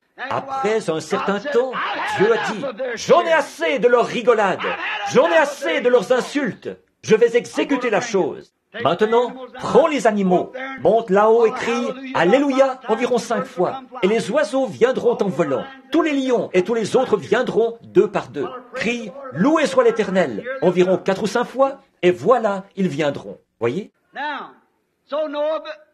Bon, donc Noé s'est préparé, et tous les animaux sont entrés. Après quoi, Noé lui-même est entré. Et alors, au moment où il est entré, je suppose que la dernière chose qu'il a dite, c'est qu'il s'est tenu à la porte en disant « C'est ainsi dit le Seigneur, dernier appel ». C'est là que nous nous tenons aujourd'hui, frères, à la porte de l'arche. Christ est cette porte. Si vous prenez ça dans son sens littéral et que vous voulez approfondir un peu, prenez dans l'Apocalypse, entre l'âge de Philadelphie et celui de Laodicée. Il a dit « J'ai mis devant toi une porte ouverte et tu l'as refusée ». Voyez, c'est l'heure où nous vivons, juste avant la destruction. Une porte ouverte, mais ils ont refusé d'écouter. Maintenant, ils l'ont expulsé. Alors, il s'est tenu à la porte et il a proclamé « L'heure est proche où la parole de Dieu que j'ai prononcée s'accomplira. » C'est vrai. Il est entré dans l'arche. Et quand il est entré dans l'arche, vous savez quoi? Dieu a fermé la porte. Oh là là, personne n'a eu à la fermer. C'est Dieu qui l'a fermée. C'était terminé. La dernière chance d'être sauvé était passée. Alors, j'imagine que les enfants se sont pris par le bras pour entourer cette arche d'environ 500 verges de long. Et les personnes âgées se promenaient là en disant « Eh bien, ce vieux bonhomme va mourir étouffé là-dedans. » Voyez, alors on continuait à se moquer de lui. Comme toujours, il était l'objet de leur raillerie. Et vous savez, chaque personne... Maintenant, écoutez. Peut-être que ceci vous aidera. Écoutez bien. Quand vous prenez la parole de Dieu et que vous suivez la parole de Dieu, il arrive souvent qu'après avoir déjà fait tout ce que vous pouviez, votre foi est mise à l'épreuve. Ici, il n'y a personne d'autre que les gens de chez nous. Je suis moi-même dans cette situation en ce moment. C'est vrai, je ne sais pas quoi faire. Le réveil est terminé. Vous voyez, je ne sais pas quel sera le prochain appel. Je suis là, tout simplement. Je regarde nerveusement. Je me demande ce qui va venir ensuite. Noé est entré. Il s'est conformé à la volonté de Dieu.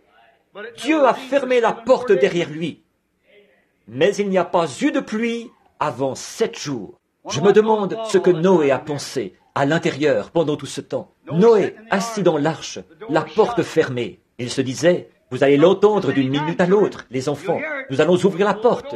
La lucarne ici au-dessus, ils étaient à l'étage supérieur, vous savez. Les animaux étaient à l'étage inférieur. Les oiseaux à l'étage suivant et eux, ils étaient en haut. Ce soleil, oh, demain matin, il y aura quelque chose là-bas. Ça s'assombrira, la pluie viendra. Mais le lendemain matin, le soleil se levait. Peut-être que certaines personnes qui ne croyaient Noé qu'à demi, peut-être qu'elles sont montées là-haut et se sont postées autour de l'arche en disant, vous savez quoi? Il se peut que ce vieil homme ait eu raison. On ferait mieux de se poster ici. Eh bien là, ils ont vu une erreur. Les prophètes de Dieu ne font pas d'erreur. La parole de Dieu ne peut pas faillir. Vous m'avez entendu prêcher sur Jonas, qui allait à Ninive. Les gens ont dit qu'il était rétrograde. Il ne l'était pas du tout. Il était en plein dans la volonté de Dieu. Exactement. Il avait la parole du Seigneur, et il marchait selon elle. Là, Noé a dit, maintenant les enfants, approchez-vous tous, et vous allez voir le premier nuage qui soit jamais apparu dans le ciel. Il viendra au-dessus de nous demain matin. Eh bien, le soleil s'est levé. Eh bien, peut-être qu'à 9 heures ce sera fait. À 9 heures, nous regarderons. 10 heures, 11 heures, midi, 3 heures, 4 heures, 5 heures, 6 heures. Et c'est hier qu'il a fermé la porte. Certains ont dit, eh bien, vous savez quoi? Je suis d'accord avec sœur Suzy là-bas, dans sa grande église. Ce vieil homme est fou. Voyez, il est monté là-haut, il a fermé la porte, et il disait que la pluie allait tomber. Et il reste là. Alors, il n'y a rien de vrai là-dedans. Voyez, le soleil s'est bien levé. Il a traversé le ciel, comme il le fait toujours. La pluie, ça n'existe pas. Voilà bien ces demi-croyants, tièdes, sans conviction, qui ne sont pas prêts à se fier à Dieu jusqu'au bout du chemin, à la vie, à la mort. Vous voyez ce que je veux dire? Restez à votre poste, bien fortifiés, à la vie, à la mort, quoi qu'il advienne, malgré tout, ne bougez pas de là. Quand Abraham, le père des croyants, a sorti le couteau, qu'il a écarté les cheveux sur la tête de son enfant pour lui trancher la gorge, il a dit, « Je suis persuadé que Dieu peut le ressusciter des morts. » Sous cette même forme que je touche en ce moment. Il était prêt à suivre la parole de Dieu jusqu'au bout. Vous saisissez? Quoi qu'il arrive, ne bougez pas de là.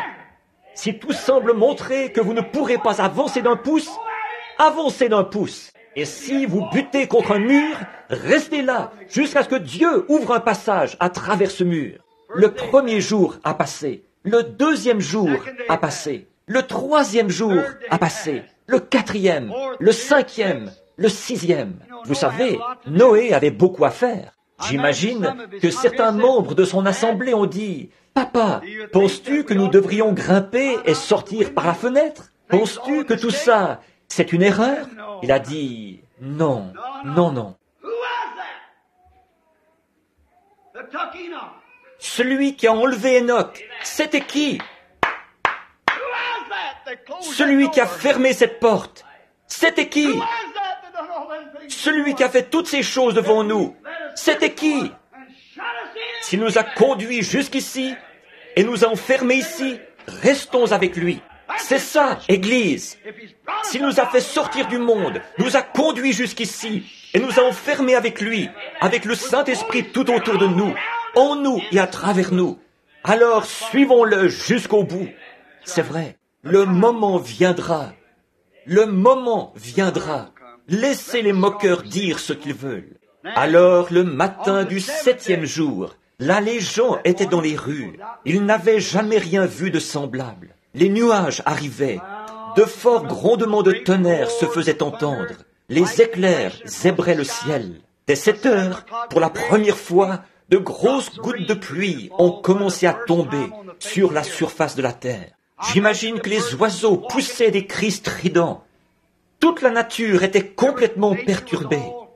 Les hommes ont commencé à se poser des questions. Ils disaient, « Sortez votre instrumentation scientifique.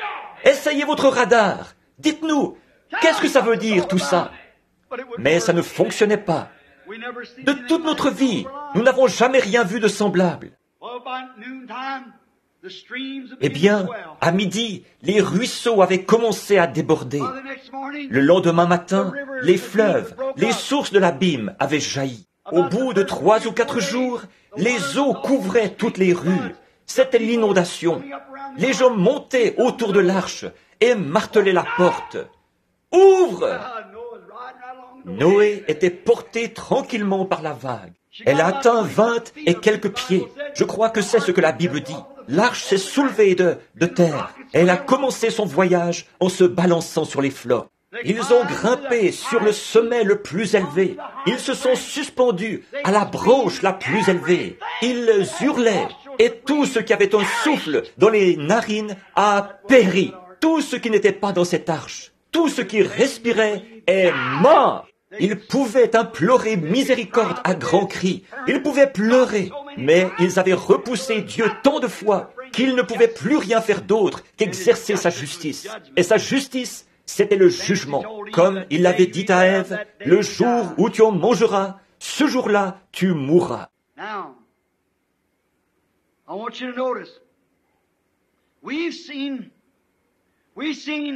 Maintenant, je veux que vous remarquiez. Nous avons vu 2 fois où la parole était entrée en conflit avec les raisonnements. Et maintenant, c'est de nouveau le cas.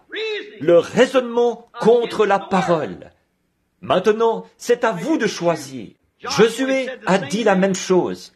Il a dit, maintenant, si vous le voulez, choisissez de servir les dieux que servaient vos pères avant le déluge. Voyez-vous? Ou sinon, choisissez-vous de servir les dieux des Amoréens dont vous possédez le pays? Les pères qui étaient avant le déluge ont traversé le déluge. Ceux qui avaient cru la parole de Dieu. Les Amoréens l'avaient rejeté. Dieu vous a donné leur pays. Maintenant, si vous ne trouvez pas bon de servir Dieu, choisissez aujourd'hui qui vous servirez. Moi et ma maison, nous resterons fidèles au Seigneur. Amen. J'aime ça, le conflit. Remarquez, le jour où la forteresse a été brisée en Éden, l'homme est sorti. Amen. Ils sont sortis. Et le jour où ils ont gardé l'alliance de Dieu, lors de la destruction antédiluvienne, ils sont entrés. Ils sont sortis d'Éden, ils sont entrés dans l'arche. Et cette troisième fois, ils montent. Sortir, entrer, monter. Amen. Nous voyons ce qu'ils ont fait 2 fois. Moi, je vais prendre position pour le Seigneur. Ne voulez-vous pas prendre position? Je veux garder la parole de Dieu. Jésus a dit, ce qui arriva du temps de Noé arrivera de même à la venue du Fils de l'homme. Le bien contre le mal, la lumière contre les ténèbres, la vie contre la mort, la parole contre la science. C'est vrai, la recherche scientifique veut démontrer la fausseté de la parole. C'est ce qu'elle croit faire, mais elle ne démontre pas la fausseté de la parole. Satan a de nouveau mis en œuvre son système pour amener les gens à ne pas croire la parole de Dieu telle qu'elle. La fausse forme d'adoration qui vient de Satan, comme Caïn et comme Balaam, ils sont très religieux. Caïn était religieux. Il s'est présenté là avec un autel. Il a dressé un autel. Et franchement, Caïn était plus religieux qu'Abel. Certainement, il a fait plus de choses pour le Seigneur qu'Abel. Mais Abel est venu en suivant la voie de la parole. C'est tout. Il a fait plus de choses. Il a construit une grande dénomination. Il a construit une grande chose, un grand patrimoine chrétien. Mais vous voyez, il est venu en suivant la mauvaise voie. Et ça n'a pas été accepté. Mauvaise, en effet, puisqu'elle était contraire à la parole. Balaam était tout aussi religieux que Moïse. Il s'est présenté là avec le même sacrifice, les mêmes agneaux, les mêmes animaux purs et tout. Et il a prié le même Dieu. Il a offert des sacrifices au même Dieu que Moïse, bien qu'il soit venu en suivant la mauvaise voie. Voyez, elle était contraire à la parole comme en Éden. La parole ne se mélangera pas avec une théorie moderne. Voyez, vous ne pouvez pas avoir une théorie moderne. Maintenant, je termine. Écoutez bien. La parole ne se mélangera avec aucune théorie moderne. On ne peut pas avoir une théorie et avoir la parole. Vous devez avoir soit la parole, soit la théorie. Maintenant, laquelle allez-vous croire? Si la Bible enseigne que le baptême se fait au nom de Jésus-Christ et que l'Église, elle, dit que c'est Père, Fils et Saint-Esprit, alors qui allez-vous croire? Si Jésus a dit, il faut que vous naissiez de nouveau, et que l'Église dit, venez adhérer. Maintenant, qu'est-ce que vous allez croire? Si Jésus a dit, voici les signes qui accompagneront ceux qui auront cru, et que l'Église dit que vous êtes un bon membre, c'est tout ce qu'il faut. Qui allez-vous croire? Si Jésus a dit, vous ferez aussi les œuvres que je fais, et que l'Église dit que les jours des miracles sont passés, qui allez-vous croire? Vous voyez ce que je veux dire? Je pourrais me tenir ici pendant 1 heure, à énumérer ces choses, à présenter ces différentes choses, pour montrer que, par une théorie, un système a été construit dans le but de neutraliser la parole de Dieu. Alors, chrétiens, restez derrière la parole. Oui, monsieur, un mauvais mode de vie. On essaie de la mélanger avec ça. Aujourd'hui, on accepte ces femmes qui s'habillent n'importe comment. On accepte ces hommes. Ils fument, ils boivent, ils font n'importe quoi. Et on fait d'eux des diacres et tout le reste dans l'église, voire même des pasteurs. Ces femmes, habillées n'importe comment, qui s'habillent comme ça leur plaît. On les fait entrer dans l'église, on fait d'elles des sœurs. N'essayez jamais d'aller au ciel comme ça. Elle ne se mélangera pas du tout avec une théorie moderne. Donc, aujourd'hui, nous avons 2 catégories qui font profession. Maintenant, écoutez bien, je termine. Nous avons 2 catégories qui font profession d'être l'épouse de Christ. C'est vrai. Et la Bible le dit, qu'il y aura 2 catégories. C'est vrai. La Vierge sage et la Vierge folle. Pas vrai? Il y a 2 catégories. L'Église dit, nous sommes l'Église. Ils vont aller faire de grandes campagnes d'évangélisation, faire entrer des gens dans l'Église. Les femmes continuent dans leur voie. Les hommes continuent dans leur voie. Ils ne changent jamais leur doctrine.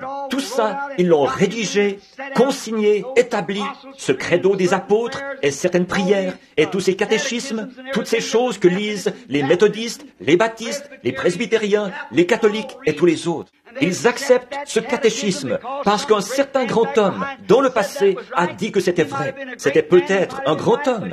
Il avait peut-être raison, mais il n'a pas autorité pour dire ça. En effet, la Bible est l'autorité de Dieu. C'est la parole écrite de Dieu. Et quiconque y ajoute quoi que ce soit, ou en retranche quoi que ce soit, celui-là sera retranché, sa part, du livre de vie. Alors, faire ça, on ne peut pas. Mais nous en avons deux qui en font profession. L'une dit, eh bien, nous sommes l'Église. L'autre dit, nous sommes l'Église.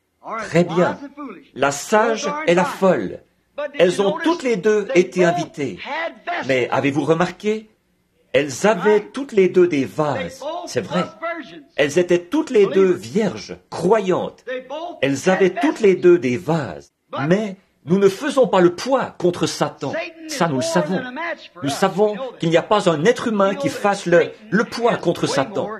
N'essayez jamais d'y arriver par votre sagesse, à être plus malin avec lui. Vous ne le pouvez tout simplement pas. Jésus le savait. C'est pourquoi il a envoyé à l'Église, et ce, pour que Satan ne réussisse pas à être plus malin qu'elle, un lieu de fortification. Il lui a envoyé le Saint-Esprit. Et l'Église ne prétend pas être intelligente. Elle prétend simplement croire. Ces prédicateurs ne peuvent pas venir vous montrer leur diplôme en philosophie, en droit, QU, STD, etc. Ils n'ont pas de grande cérémonie d'intronisation où ils sont ordonnés dans une certaine association pastorale. Vous savez, il y a un petit chant que je chantais autrefois.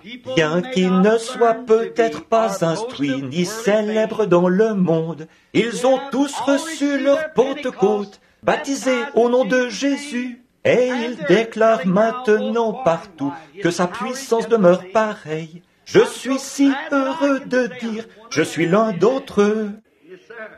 Oui, monsieur, oui. Ils ne possèdent pas ces grandes choses. Ils ne prétendent pas savoir quoi que ce soit. Ils prétendent simplement croire quelque chose. Jésus a envoyé le Saint-Esprit, c'est-à-dire lui-même. Il a dit, encore un peu de temps et le monde ne me verra plus. Mais vous, vous me verrez, car je serai en vous, je serai avec vous et même en vous jusqu'à la fin du monde. Bon, maintenant observez. Jésus le savait. C'est pourquoi il a envoyé le Saint-Esprit pour confirmer la parole. Avez-vous saisi? Voyez, pour confirmer à ceux qui se sont réfugiés derrière la parole, qu'il est dans la parole. Voyez, ceux du dehors, laissez-les. Ils vont se moquer de ce système. Ils disent, ils sont fous. Mais Jésus a envoyé le Saint-Esprit, c'est-à-dire lui-même, pour qu'il entre en ceux qui se tiennent derrière la parole, comme le groupe d'Abraham, pour confirmer la parole devant eux, pour montrer qu'il est toujours la parole. Une constatation que vous avez pris la bonne position. Très bien. Le feu est la confirmation de la lumière qui vient de la parole. Elles rempliront. La Vierge intelligente, la Vierge sage avait de l'huile dans sa lampe. Elle a préparé sa lampe, elle l'a allumée. Or, qu'est-ce que ça veut dire? Eh bien, là, Dieu est la parole. L'huile, c'est l'esprit. Et le feu, c'est la lumière de l'évangile sur cette huile. Dieu l'a dit. Voyez, ça, c'est le vase. Très bien. L'huile est dans le vase. Et le feu qui l'enflamme montre qu'il reflète la lumière de ce que dit la parole. Voyez, c'est le reflet. Or, cette Vierge sage, elle pouvait le faire. Mais l'autre, la Vierge folle, qui était dehors, elle n'avait pas d'huile. Elle ne pouvait refléter rien d'autre que leur Église et leur dénomination. Voyez? Bon, vous dites, la parole, vous avez dit que la parole était esprit? Oui, monsieur. Dieu a dit, ma parole est esprit. C'est vrai. La véritable épouse doit être unifiée par la parole. Maintenant, souvenez-vous, si elle est une partie de Christ, elle doit être la parole de Christ. Pour être la parole de Christ, vous devez entrer en Christ par le baptême. Et quand vous êtes en Christ, vous croyez Christ. et Christ est la parole.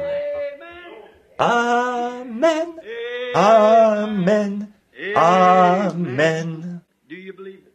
Amen. Do you love Him? Amen. Will you serve Him? Amen. Amen. Amen. He's the light of the world. That's right. Amen. He's the joy of our heart. Amen. He's the power of our life. Amen. Amen. Amen. The bride must be unified. L'épouse doit être unifiée par la parole. Mes brebis entendent ma voix, et ceci est sa voix sous forme de parole imprimée. Très bien, unifiée par la parole. Elle se prépare, mais pas avec le credo rebattu. Comme Esther, quand Esther allait être choisie pour paraître devant le roi, elle ne s'est pas parée de toutes sortes de choses, mais elle s'est parée d'un esprit doux, paisible.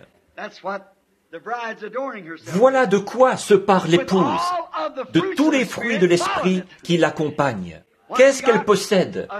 Ils s'assemblent dans la communion de la parole. Amen.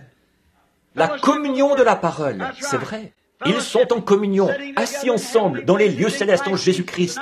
Ce soir, un même accord, un même lieu, un même esprit, une même pensée, une même espérance, un même Dieu, un même but. Amen. Voyez, voilà, c'est ça. Chaque fois que la Bible dit quelque chose, nous disons Amen. Nous ponctuons chaque parole d'un Amen. Jésus-Christ, le même hier, aujourd'hui, éternellement. Amen. Repentez-vous et soyez baptisés au nom de Jésus-Christ.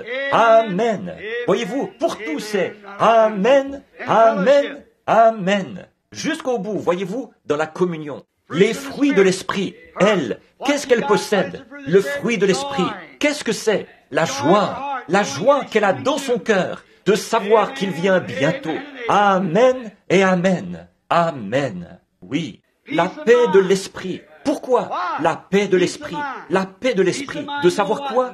Quoi qu'il advienne, que le bateau soit ballotté, que les tempêtes viennent, que les éclairs brillent, que le tonnerre gronde, quoi qu'il arrive, ça ne change absolument rien à l'affaire. Des bombes atomiques peuvent tomber. Vous pouvez construire des abris dans les rochers, des abris anti-aériens, tout ce que vous voudrez. Mais elle dit encore Amen, Amen, Amen. Pourquoi? Elle est fortifiée. Quoi? Fortifiée. En quoi? La parole. La parole. Comment? Faite chair, qui habite parmi nous. Nous le regardons agir parmi nous dans notre assemblée. Voyez, le voilà. Alors, qu'est-ce que ça peut changer? Amen. Que le conflit se poursuive. J'ai ancré mon âme dans le port du repos. Je ne naviguerai plus les mers. La tempête peut s'élever alentour, mais en Jésus, je suis à l'abri. Vous dites que vous êtes en Jésus, et ensuite, vous niez sa parole? Quelque chose ne va pas. Il dit toujours Amen à sa propre parole. Vous le savez, c'est vrai, très bien. Nous nous assemblons pour être en communion. La joie, un des fruits de l'esprit. La paix de l'esprit. Et la foi dans la parole. La paix, la joie, la foi, la longanimité, la patience, la bonté. La foi, quelle sorte de foi? De quelle manière utilisez-vous votre foi pour combattre dans le conflit? Allez-vous utiliser votre foi en la mettant dans une théorie, un raisonnement, quelque chose comme ça? N'est-il pas raisonnable que la plupart des gens viennent à cette église-ci? N'est-ce pas la grande église? Non, monsieur, ça ne l'est pas. Si cette église ne prêche pas chaque parole de cette Bible et ne dit pas Amen à chaque parole qu'elle contient, qu'elle ne croit pas chaque signe, chaque prodige, et qu'on ne voit pas ceux-ci à l'œuvre parmi eux, à votre place, moi je m'en éloignerai, qu'elle soit grande ou petite. Voyez, la foi, l'amour, la joie, la paix et la foi dans la parole. Laissez donc Satan braquer ses canons. Nous sommes ancrés. Amen. Nous ne prétendons pas être des gens importants. Nous ne sommes pas des gens importants aux yeux du monde. Nous sommes des gens humbles, des paysans. Les richesses du monde ne nous intéressent pas. Ce soir, J'ai commencé à prêcher cet évangile. Il se fait tard, alors je vais m'arrêter là. Regardez, pour ce soir. Nous avons commencé à prêcher il y a quelques 30 ans, ou 31 ans. Vers 1930, 31, quelque chose comme ça. J'ai commencé à prêcher l'évangile. J'ai prêché ce même message, sans jamais varier, parce qu'il est la vérité. Je m'en tiens strictement à cela. Maintenant, ce soir, je suis un homme d'âge mûr. J'ai 53 ans. Je suis grand-papa. Je l'aime encore plus qu'à cette époque-là, parce que je l'ai vu agir dans plus d'épreuves et de combats. Et j'ai vu, quand je suis arrivé au point où la tentation était tellement forte, quand j'ai dit quelque chose comme Noé dans l'arche, ceci arrivera. Maintenant, regardez bien. Oh, miséricorde. Oh, Dieu, qu'est-ce que... Ça arrivera. Restez là. Ça arrivera. Le soleil poursuit sa course. Ça arrivera. Comment le savez-vous, frère Branham? Dieu l'a dit. Ça arrivera. Il le faut. Dieu l'a dit. Alors, j'ai ancré mon âme dans le port du repos. En Jésus, je suis à l'abri pour toujours. Quoi qu'il advienne, prenons-le de cette manière. Maintenant, inclinons la tête pour lui rendre grâce. Y a-t-il quelqu'un ici ce soir qui ne le connaît pas et qui ne s'est pas ancré de cette manière-là? Vous n'avez jamais vraiment pris position pour la parole de Dieu et vous aimeriez dire, frère Branham, je vais lever la main et dire, pensez à moi dans la prière. Je n'ai jamais pris une telle position, de faire confiance à Dieu, quoi qu'il arrive, d'accepter sa parole, peu importe ce que n'importe qui peut dire ou faire, de continuer à croire sa parole. Je voudrais que vous priez pour moi, frère Branham. Je crois que le conflit fait rage, et j'ai pris position pour... Je n'ai encore jamais pris position. Je veux le faire, me ranger du côté de Dieu et de la parole. Alors, combien d'entre vous ont déjà pris position et se tiennent derrière la parole du Seigneur? Levez la main, dites, je suis tellement reconnaissant de l'avoir fait. Que Dieu vous bénisse. 100%. Que Dieu soit loué. Même les petits-enfants lèvent la main. Oh là là. Oh, comme c'est réel. Les lieux célestes en Jésus-Christ, fortifiés par la parole,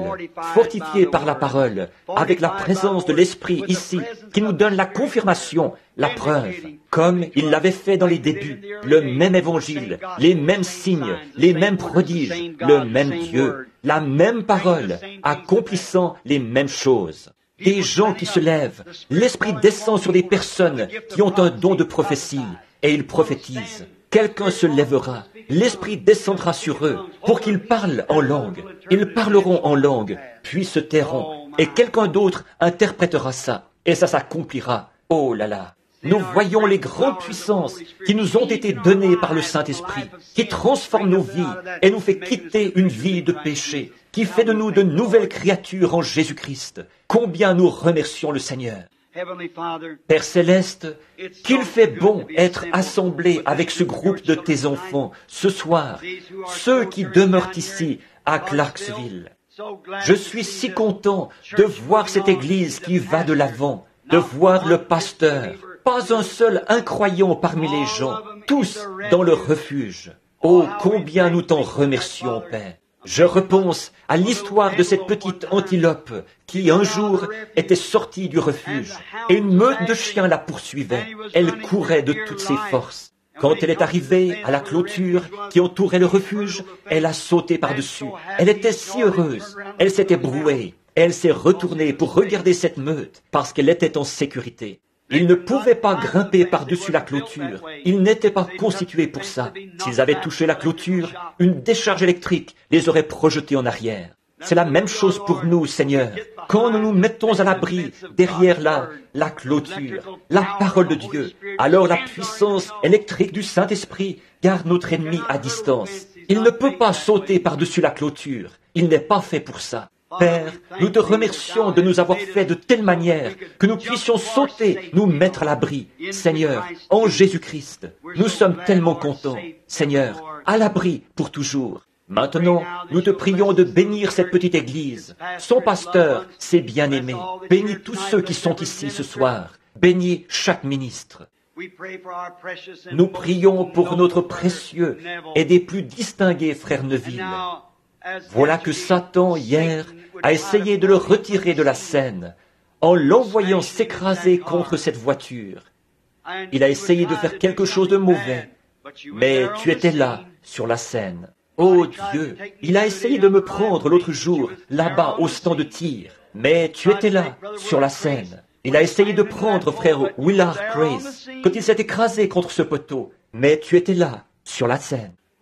Oh, qu'il fait bon te connaître, comme l'a dit une fois le poète, qu'il est doux de se confier en Jésus, de le croire sur parole, de se reposer sur la promesse, de connaître, l'ainsi dit le Seigneur. Combien nous te remercions pour ceci, bénis nos âmes, pardonne nos péchés, guéris la maladie, Seigneur, qui habite parmi nous. Nous savons que ces vieux corps mortels sont faibles. Ils vacillent sous l'impact de la maladie. Aussi, nous te prions de nous garder en bonne santé pour prêcher l'Évangile. Permets que nous vivions de nombreuses années de bonheur, si Jésus tarde. Puissions-nous tous être prêts pour l'enlèvement, tous dans l'arche de sécurité, en Jésus-Christ, ayant été baptisés dans un seul esprit pour y entrer, là-haut, à l'étage supérieur, où nous pouvons voir la lumière de l'Évangile qui brille à l'intérieur et ponctuer chaque parole d'un Amen. Accorde-le, Seigneur. Bénis-les et garde-les. Je les réclame pour qu'ils soient des joyaux pour ta couronne, Seigneur, au nom de Jésus. Amen. I love him. I love him. Because he first loved me and purchased my salvation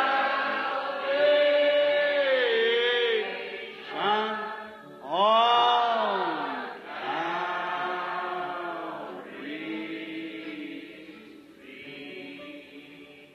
Maintenant, comme nous le savons, la parole parfois est tranchante, mais nous l'aimons comme ça. La parole de Dieu, selon Hébreux 4, est plus tranchante qu'une épée à deux tranchants. Elle retranche tout, deux tranchants. Elle coupe à l'aller et au retour. Et elle est aussi plus efficace, plus vivante, tranchante, jusqu'à partager la moelle des os. Elle discerne les pensées et les intentions du cœur. Qu'est-ce que c'est? La parole. La parole. Voyez? Et maintenant, après ce message dur et vraiment tranchant que nous avons eu, l'avez-vous apprécié? Oui, monsieur. Le conflit. N'êtes-vous pas heureux d'être fortifié ce soir? Ça fait grandir la foi, la force et l'espérance de l'Église. Oh, Christ est le roc où je me tiens. Tout le reste est sable mouvant. Maintenant, adorons-le simplement pendant 2 ou 3 minutes, si vous le voulez bien. Fermons simplement les yeux, levons les mains. Chère sœur, donnez-nous la note pour « Je l'aime », si vous le voulez bien. Je suivrai.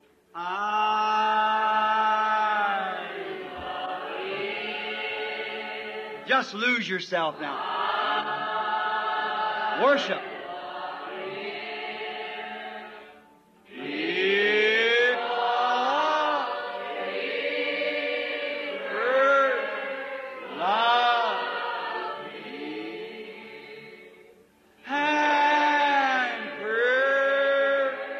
Just my salvation.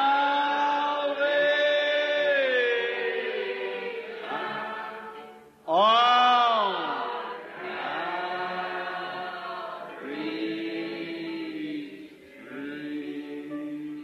Maintenant, tournons les regards les uns vers les autres et serrons-nous la main. Disons,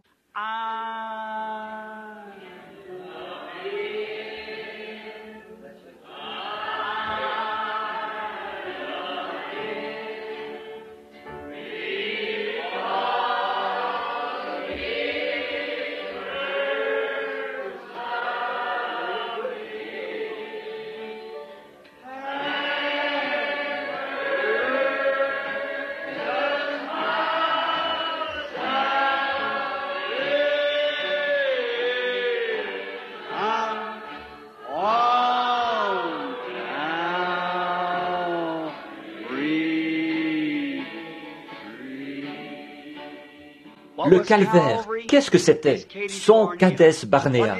Qu'est-ce qu'il a fait? Il est monté là et il a dit, l'homme vit après la mort. Je vous le prouverai. Il est monté là, à Kadès Barnéa. Il a pris sur lui le jugement de nous tous, le calvaire. Il est mort pour nos péchés et il a traversé le fleuve de la mort. Le troisième jour, il est revenu. La pierre a roulé en bas de la colline et il est sorti vivant.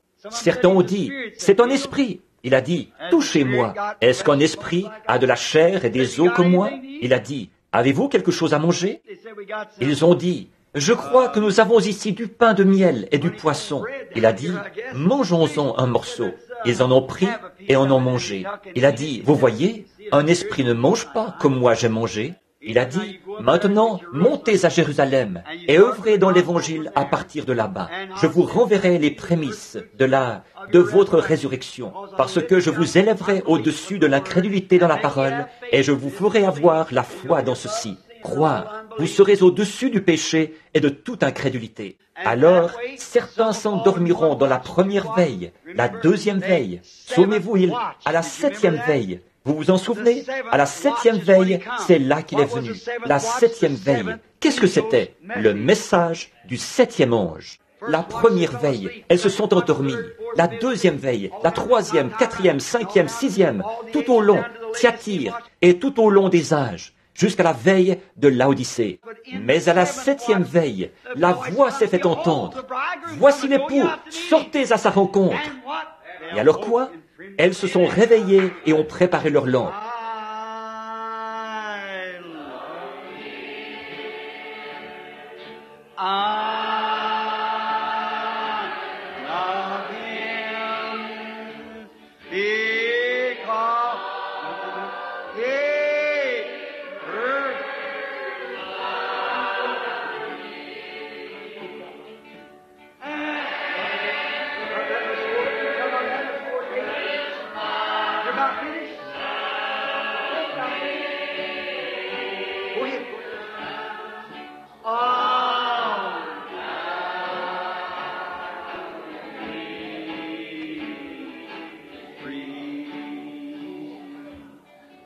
Oh là là, Sœur Ruth, je ne voulais pas arrêter ça. Je m'étais dit, je voulais continuer ces beaux chants. Je voulais que ce soit enregistré. Vous voyez, ce que je voulais faire, c'est de prendre ces chants au passage. Vous voyez? Vous aimez ça, n'est-ce pas? Vous savez, j'aime beaucoup les bons vieux chants pentecôtistes. Mais j'ai toujours dit, je déteste entendre une voix surentraînée, quelqu'un qui retient son souffle jusqu'à ce que son visage devienne bleu, en poussant une sorte de glapissement. Ils ne chantent pas, ils font du bruit, c'est tout, voyez. J'aime entendre ces bons vieux chants, vous savez, qui viennent du cœur, comme Amen, Amen, Amen. Pas vous? J'aime ceci. La foi dans le Père, la foi dans le Fils, la foi dans le Saint-Esprit. Les trois sont un. Les démons trembleront et les pécheurs se réveilleront. La foi en Jéhovah fait tout trembler. Amen. Avec ça, le royaume du diable s'effrite et s'écroule. De faire retentir ces grands mots explosifs. Ainsi dit le Seigneur. Cette parole atomique de Dieu s'élance là-bas et désintègre tout simplement le royaume de Satan. Amen. Alors, en avant, soldats chrétiens, marchons au combat. C'est vrai, très bien. Chantons-le encore. Là, tout le monde, à pleine voix, les yeux fermés, les mains en l'air. Je l'aime. Très bien, chère sœur, très bien.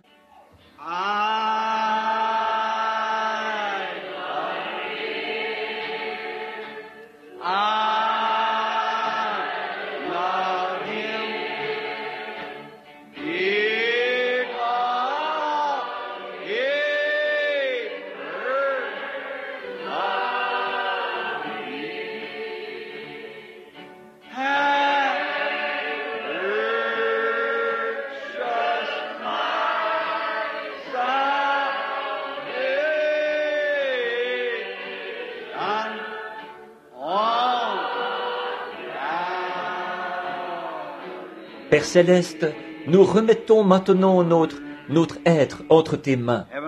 Agis avec nous comme bon te semblera. Nous avons confiance que tu vas nous utiliser, Seigneur, pour apporter la lumière aux autres personnes de notre localité et partout où nous serons conduits. Ô Dieu, veille sur nous maintenant et protège-nous jusqu'à ce que nous nous rencontrions de nouveau en apportant de précieuses gerbes. Nous le demandons au nom de Jésus. Amen. Eh bien, j'ai eu du plaisir à être avec vous ce soir, à avoir ce moment de communion fraternelle. Je vais rendre la chair à votre pasteur bien-aimé, frère Juni. Très bien, frère Juni.